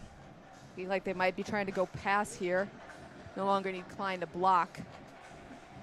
That's O'Leary and Hall on the left-hand side. And Trips on the right. Looks like they're going to try and air it out here. Also, it's Orgy was an empty, but it's tipped off the hand of an Arkansas State lineman. They're going to rush to pick it up, but that was not a fumble. That was an incomplete pass. I like the idea, and unfortunately, we won't get to see it come to fruition, as there's, a heads-up defenseman there, ready to tip the ball. Yeah, and it looked like the intended receiver was the wide receiver Frederick Moore from St. Louis, Missouri. He's a sophomore, 6'1". 181 pounds, but unfortunately the ball didn't find its way to him. Punt formation here for the Wolverines. Something potentially to make note of is Miles Hinton appeared to be walking off the field with a limp, as that punt was not the best, and it'll bounce it around the just keep bouncing around the field before it's finally run up to and picked up by number 75, Andrew Gentry, at around the 35. And this is good field position for the Red Wolves. Absolutely. Those bounces are sometimes very unfortunate for the punting team, but it happens.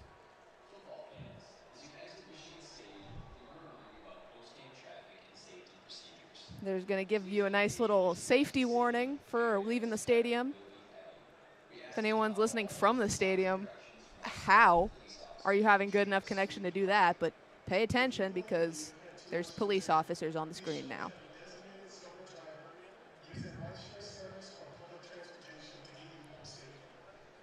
Seems as if the student section has almost emptied out to this point. It is thinning rapidly, as this is not exactly a game. And this has been an issue with the student section for years and years and years, is that in these early season games, once you get to the third, definitely the fourth, it thins out pretty rapidly. We're definitely seeing that here. Most definitely. I remember my freshman year at University of Michigan, I had a football ticket for the 96th row, and, you know, as at the time I thought that was how seating worked. You sit in your seat. I ended up moving up from the 96th row down to the 30th row just as the game progressed. It seemed as if I was climbing down a mountain as the clock ticked. But the few and faithful are still here. They're still loud. They're still proud of their Wolverines.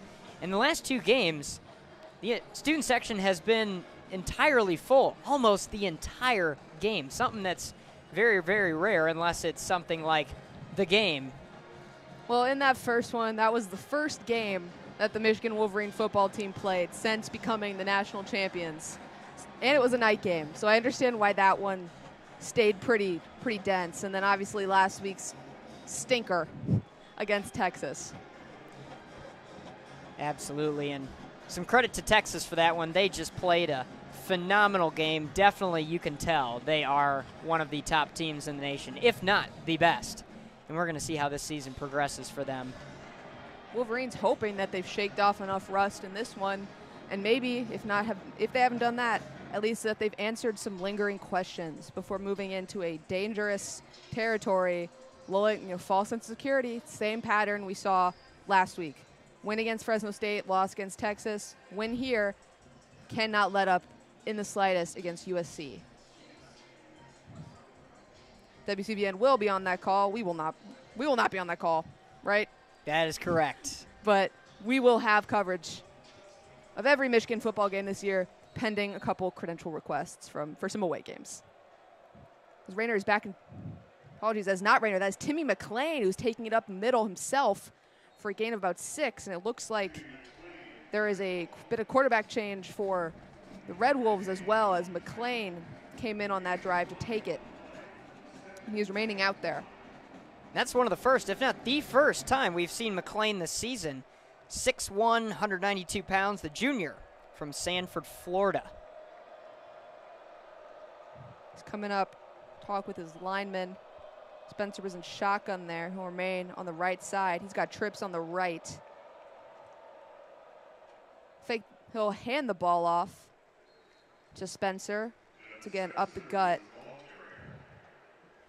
for 3rd and 1. And this is a good position for the Red Wolves, something they've done well all game. 3rd and short, just get the ball over the line, get a fresh set of downs, and you're at almost the 50-yard line, a great position for some points.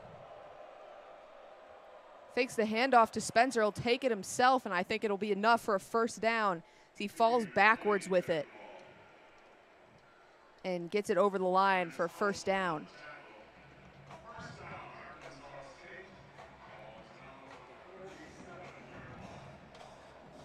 Ball at the 47. We got 1st and 10, just under 8 minutes to go in this game. Back in shotgun with Spencer. Motion coming across left to right. He's looking deep on the left side. He finds his man. That's number 11, Adam Jones, for a first down. Since seeing similar to what happened with the Wolverines there, since making that quarterback switch, they're just moving steadily down the field. Everything from quarterback to receiver, this is something new. It's not those same players. It's not Cross. It's not Ely. It's not Jackson. McLean's going to have to try and get himself open. Runs out of the arms of a eager Michigan defender and just throws it out of bounds on the right side. Incomplete pass halfway through this fourth quarter. 7:16 away from the end of the game. And that right there, one of the first times of this game, we saw that Michigan defensive line charging the quarterback, getting into the pocket and almost getting a sack there.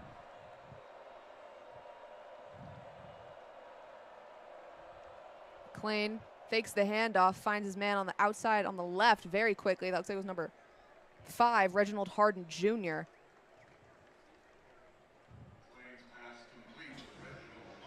Gain of about 6, brings up 3rd and 4 on the 36-yard line. Again, still great field position, only 4 yards, 3rd down. This is a great opportunity if you're Arkansas State. Going pistol this time. Maybe not.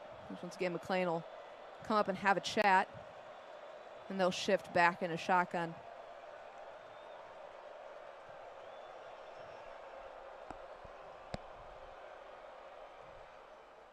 Hand the ball off to Spencer, who finds a hole up the middle. It's going to be more than enough for the first down. Spencer did a great job on that play, just reading the defensive line, making sure that he found something that he was able to capitalize on, and he sure was. Trying to pick up the pace here. They'll run it again with Spencer. Not as much space there on that one. That's a gain of 3. 2nd and 7, ball on the 24. Time continues to tick away with all the rule changes in college football. Clock stops as few times as possible now.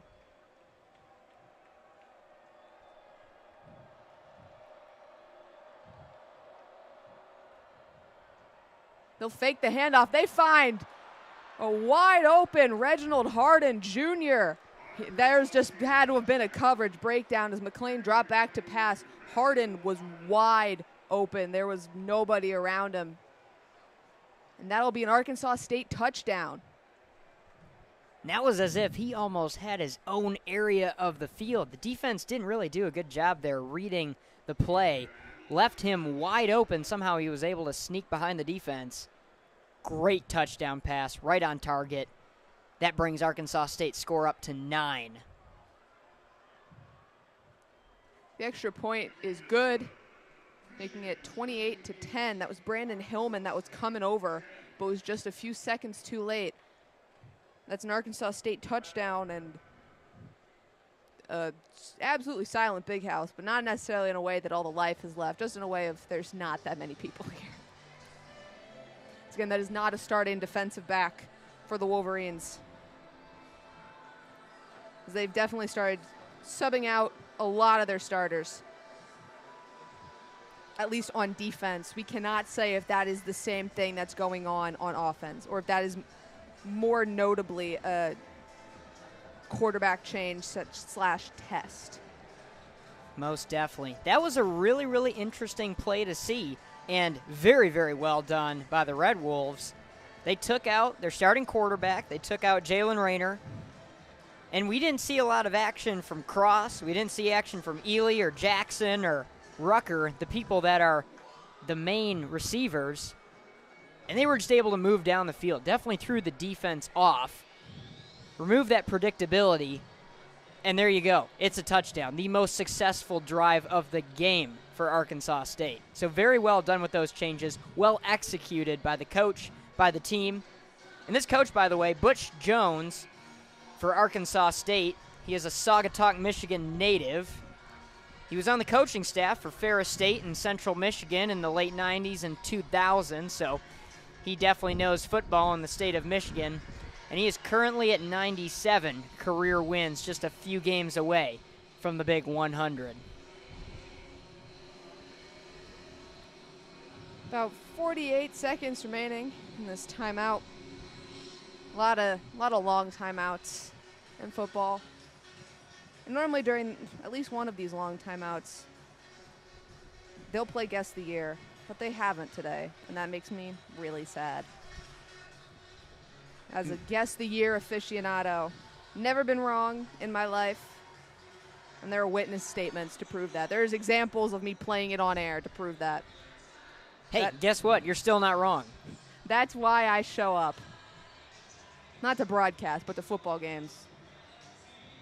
And so I can get on the air and know when movies were released. It's good to know your history, and this long timeout break has finally come to an end.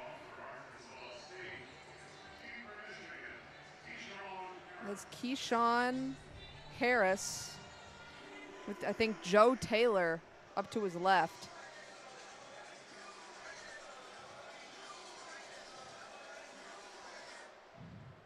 Kick is up, and that'll be fair caught, the 22. Pretty short kick relative to Michigan's. You've seen Michigan just boot it right deep into the end zone, and that one only makes it to the 22-yard line. And that was Joe Taylor with the catch. We've got 5.5 minutes remaining here in the game. 28-10 is our score. Been more exciting offensively in the fourth than it was in third. And it is still going to be Alex Orgy as the field general for the Wolverines. Fakes the handoff. He's dropping back to throw. He has a man wide open, but just barely overthrown. Frederick Moore, a sophomore from my beautiful hometown of St. Louis, Missouri, had to add. But he had Moore wide open. Moore had beaten his man. And Orgy's pass was just a few yards too far ahead of him. Otherwise, he would have walked into the end zone. It's nice to see a long pass attempt from Orgy, one of his first big ones like that. And, hey, it's not an interception. That's good. Was looking for little wins. So Orgy fakes the handoff. This time he finds Klein on the outside. Tries to body through a couple guys, but doesn't quite work. Gain of about 4. 3. 3rd and 7. That was Klein on the catch, the junior from Cologne, Germany. Came all the way to the great state of Michigan to play some football for one of the best teams in the nation.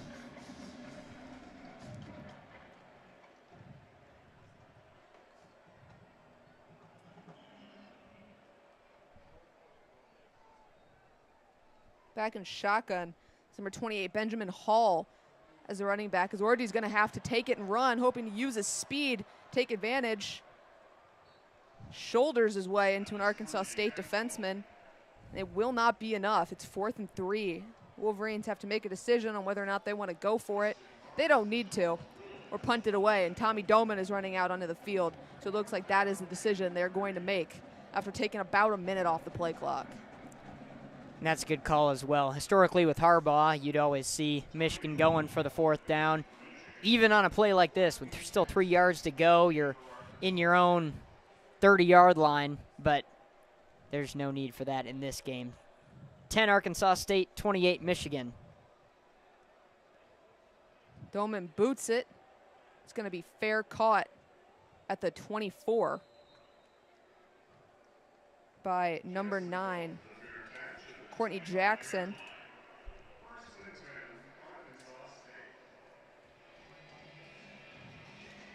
And you'll see some of those players that are some big ones for Arkansas State's offense, really doing a good job on receiving the ball as well.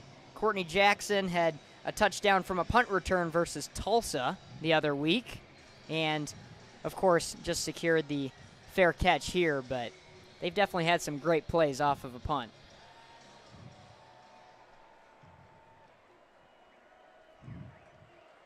And McLean will stay in at quarterback. Finds his man out left who's got some space. Couple tackles missed before he's finally brought down. As that was too. Sorry, we've got guys on both sides coming in who we did not prep for. Kendall Bryant, number 10. 2nd and 1.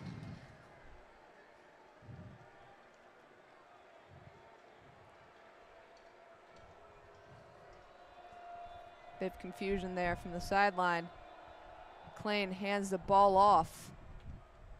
And they'll pick up the first down, I believe. A lot of whistles going on. That was Mike Sharp, number 20. As both teams at this point have kind of just getting guys in for reps. Apologies if it takes me a second, as I have to just kind of scan through the roster. Just 3 minutes left in this game. This is the point where that is the move. You're going to want to get some guys in the game that haven't gotten a chance yet this season. McMillan dropping back to pass, and it's in and out of the hands of Reginald Harden Jr. Incomplete. A little bit of a high pass there, nothing risky, but just unable to make that connection. And that's going to put Arkansas State right at the 37-yard line, 2nd and 10. 2 minutes, 54 seconds to go. Shotgun again. Looks like it's Mike Sharp at running back, and they'll hand the ball off. He's got space up the left-hand side before he finally gets knocked out of bounds after a gain of about 8. 3rd and 3, 7 yards. My apologies. As the clock steadily ticks away before we get to the 2-minute timeout. New this year. They have to run the ball, though. The play clock will not take them down. 3rd and 3, 3rd and 2. It was right the first time. McMillan and empty, actually. This time he's going to throw the ball out to Sharp. But it'll be enough for the first down. Sharp the second's been a big player on this drive. The running back from Pinson, Alabama. 194 pounds, he's a junior. 5'11". And that'll, once again, roll us into the 2-minute timeout. New this year, you can't say it's a certain something because that belongs to a certain league. So 2-minute timeout is what we'll call it. I think I messed that up against Fresno State, I'm be honest. Wolverines up in this one by 18, 28-10. And in what we thought was maybe going to be kind of a meandering second half. And while it has been necessarily score-wise, there's definitely been some very interesting things to come from this. The most notable being Alex Orgy at quarterback. Once again, we're at this point in this game where we're only seeing backups. But it is not clear yet. And hopefully we'll get some comments from head coach Sherrone Moore later in the day about what Alex Orgy's role was, whether he's coming in as a backup or is he coming in now as a potential starter. We do not know. We cannot tell you. Somebody will tell you later. You will see it on the internet or on Twitter or on TV. You will not see it on WCBN Sports broadcast of Arkansas State versus Michigan because we don't have answers. That is correct. And speaking of Sherrone Moore, if there's anybody that knows the few remaining members of his offense better, it is definitely him. He won the 3 biggest games of the 2023 regular season while Harbaugh was on a suspension. But what happens when most of your offense leaves? You got a whole new team to coach. So he's been working through that, not as offensive coordinator, but really as the coach for the entire team. He's been able to bring everybody together and get something started, but it's just difficult when you got a team that's new. And this is the time when they're trying things out, seeing what works, seeing who's got the talent, the chemistry, and everything in between. And I think they've been able to get a little bit more clarity on that, especially in this last quarter of football. There was one returning starter on offense. That is how much of a shakeup there's been. And obviously, we've talked a lot about quarterback, running backs, wide receivers. That's also been very evident with the offensive line. They've definitely, Michigan for the past couple years has had one of the best offensive lines in the country. And not to discredit any of the guys out there, it's just they're fresh. They do not have the experience that the Michigan Wolverines had with players like Zach Zinter, who, you know, piloted that line. And now it's, no, they're changing things around. There's a lot of battles at, you know, different positions, and that's something that makes quarterback play look worse. I mean, it's just kind of an all-over shakeup on offense. And that's, you know, had the Wolverines feeling kind of lost at times. As we'll finally get out of that timeout. Hopefully it's the last one we have to take. It's a first down. 1st and 10 for the Arkansas State Red Wolves. McMillan finds number 4, Malik Hornsby, on the outside for pickup of 4, 2nd and 6.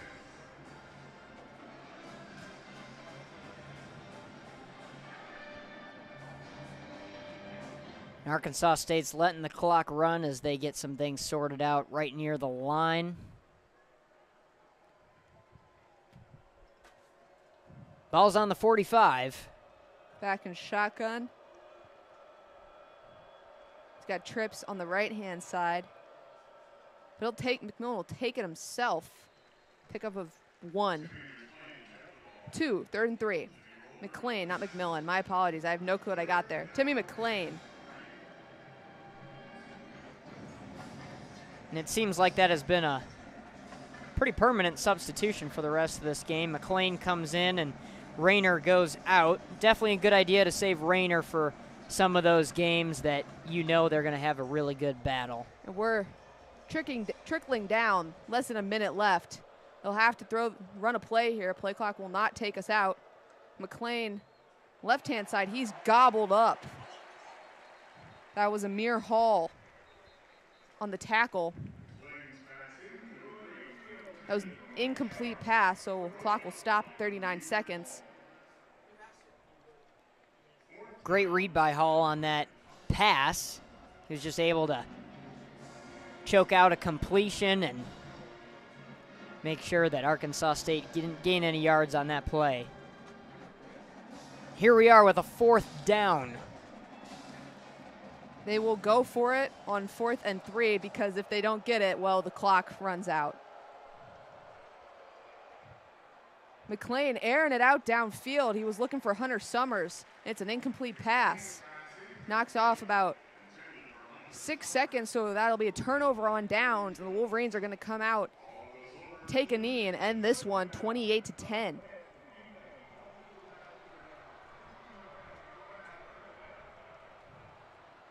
My apologies. There's a personal foul, roughing the passer.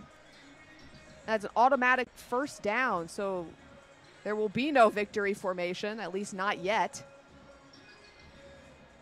With 33 seconds left. Wow, much later call than we anticipated there, and that's what happened another time in this game. We saw Arkansas State go for it on a 4th down, and what do you know? Penalty against Michigan. They move the chains up the field. McLean will drop back again. Riddle's still fighting, but that ball is tipped. That takes 4 seconds off the clock. It seems like everybody in this game is determined to make it last as long as possible. 2nd and 10. That was Etta on the deflection.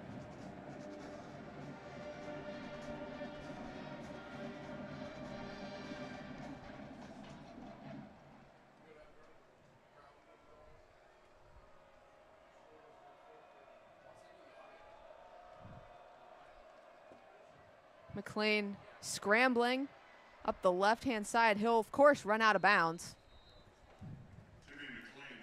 Pickup of 6, 3rd and 4, with 22 seconds left.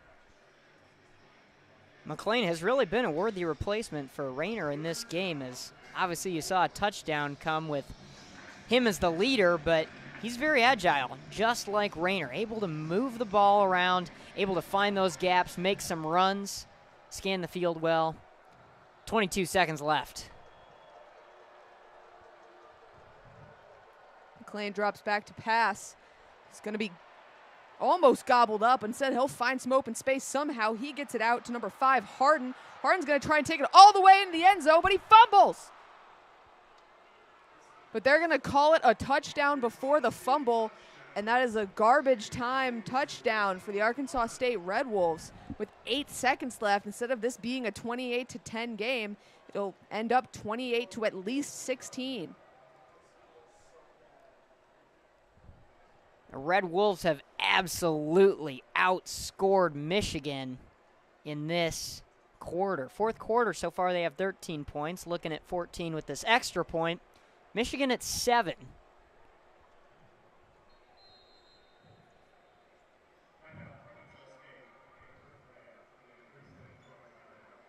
And wow, what an exciting ending. We thought this game was just going to be a bunch of stops, bunch of defensive plays, maybe some adjustments on offense, but really what this has become is an opportunity for the Red Wolves to show a little bit about who they are, about their depth, and some of their other players on their team. That's the second touchdown in which number 6, Timmy McLean, has been leading this offense.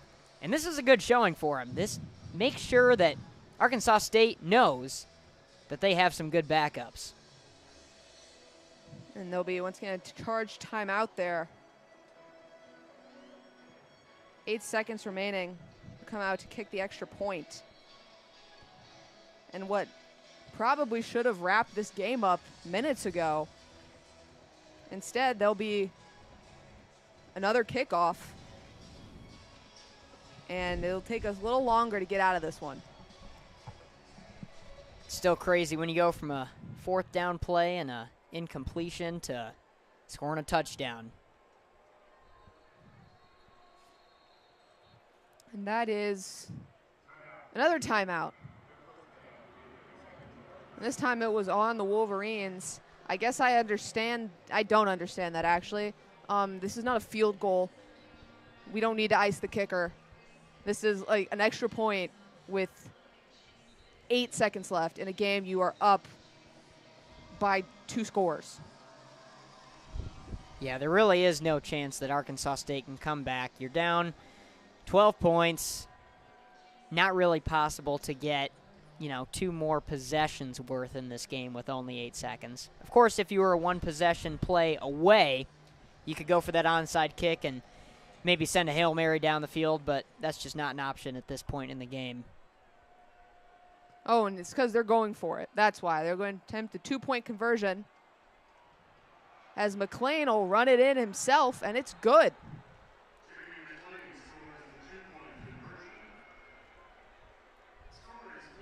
Making our score 28-18. That is still a 2-score difference, but a lot closer than is going to reflect well on the Wolverines from people who did not watch this game. Yes, obviously, they've subbed out all of their starters. Still, when you had a game that has knocked you so as low in public favor as Wolverines did last week, this is not what you wanted to see. But as for the time being, no harm, no foul, as the Red Wolves will come back out to kick it away. This is very untrue to how the Wolverine defense and how the Wolverine team plays all together. Usually it's the fourth quarter where they just have no points scored against them. You saw that in the Texas game, even in a game where it just looked like they were outplayed in almost every way. And you saw that in Michigan's first game of the season as well against Fresno State. This quarter is vastly different from those last 2 fourth quarters.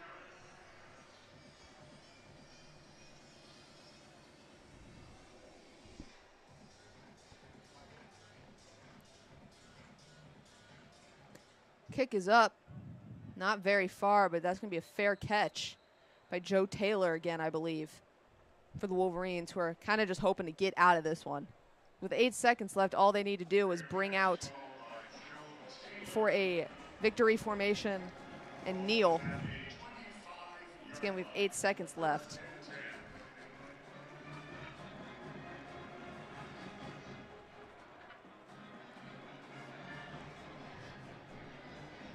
And here they come out on the field, 8 seconds.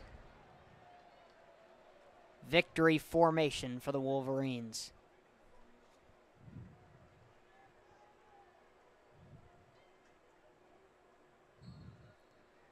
It'll be Alex Orgy brought in to finish this one off for the Wolverines. As they take a knee and the clock ticks down, that is officially a Michigan Wolverines win over the Arkansas State Red Wolves. It is 28-18 for our final score in a game that coming into this game, the Wolverines had a lot of unanswered questions and had a lot to prove, and whether or not they did that is up to themselves, but it'll be answered by anyone who has anything to say about this game. Next week they take on a tough opponent, USC, where some of the things that may have been okay in this one will not. We just don't know. To end on a positive note, who was your MVP for the Wolverines in that game? Wow, who is my MVP? Well, I wouldn't say MVP, but it was really good to see Orgy in the game a whole lot more. He definitely made a big difference in the game. I would say Mullings did a great job in this game. He had some explosive runs. He did a great job handling the ball and moving it up the field. He found those gaps in the defense, something that, frankly, Michigan offense needed to do. I think he did a wonderful job with this game. Absolutely. This was a interesting win for the Wolverines, one that might leave them with more questions than answers, but it'll be, a good step forward in the right direction as they move into a tough opponent next week. I'd like to say thank you so much for Jake and Eddie on our first half crew. They did a great job providing us with coverage for the second half. I've been Kendall Spencer. Matthew Peal, thank you so much for joining me. Hope you had a good time. And we'll leave you, as we almost always do, with a good afternoon, and go blue. Go blue.